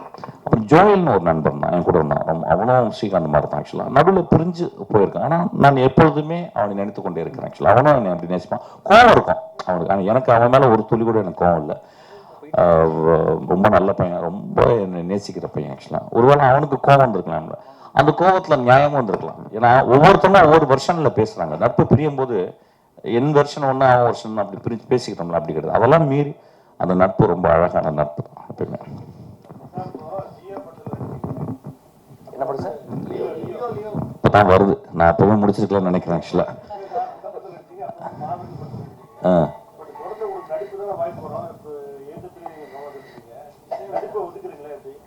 இல்லை சார், நடிப்புன்றது வந்து ஒரு வருஷத்துக்கு 2-3 படம் பண்ணலாம் சார். காசு ரொம்ப கம்மியாச்சுன்னு நடிக்கலாம் ஆக்சுவலாக. நான் அப்படியே யோசிக்கிறேன். ஏன்னா நான் கேட்குற சம்பளம் கொடுக்கவே முடியாது ஆக்சுவலாக. ரொம்ப மோசமாக சம்பளம் கேட்குறேன் ஆக்சுவலாக. ஆனால் அப்பயும் இல்லை, துரத்தி கொடுக்குறாங்க ஆக்சுவலாக. ஆனால் ஒரு படமாக பண்ணிக்கிட்டே இருக்கும்போது இயக்குனராக ஒர்க் பண்ணும்போது என்னால் நினச்சி பார்க்கணும். இப்போ ஒன்றும் இல்லை, இப்போ வந்து ஒரு நம்ம விஷ்ணு விஷாலுடைய தம்பில் படத்தில் வந்து டைரக்டர் மிஷ்கினாவே நடிக்க ஒரு கதை எழுதி என்னை கேட்டிருக்காங்க ஆக்சுவலாக. இப்போ அந்த படத்தில் டைரக்டராகவே நடிக்கிறேன். அது ஓகே, ஒரு 3 நாள் ஓகே. நம்ம விக்னேஸ்வரன் வந்து ஒரு 25 நாள் கேட்டான், என்னால் முடியலடா அப்படின்னு சொல்லிட்டேன். நானும் கொஞ்சம் சம்பளம் பெருசாக கேட்டேன், அதுவும் கொடுக்க முடியலனால மாட்டேன்ட்டான் போல ஆக்சுவலாக. வெரி ஸ்வீட் பாய் ஆக்சுவலாக. அந்த படம் பெரிய ஹிட் ஆகும், ரொம்ப இன்ட்ரெஸ்டிங்கான படம் அந்த படம் ஆக்சுவலாக. நான் மிஸ் பண்ணிட்டேன். பட் ஆனால் இப்போ விஜய் சேதுபடி ஒர்க் பண்ணிக்கிட்டு இருக்கேன். நான் நினச்சி கூட பார்க்க முடியல. அது வந்து புரிஞ்சு நான் கிட்டத்தட்ட வந்து அது ஸ்பாட்லேயே ஒரு வீடு எடுத்து தங்கிட்டேன் ஆக்சுவலாக. ஸோ அந்தளவு அங்கே ஒர்க் பண்ணிக்கிட்டு இருக்கோம். So I cannot think about இன்னொரு படத்தில் போயிட்டு இப்போ நடிக்கிறதுக்கு டைமே கிடையாது. எதுலண்ணா? இல்லை விஜய் சேதுபதி படத்தில் நான் வந்து டைரக்டராக தான் இருக்கிறேன். ஓகே, நன்றி. ஒரு குரூப் ஃபோட்டோ. தேங்க்யூ.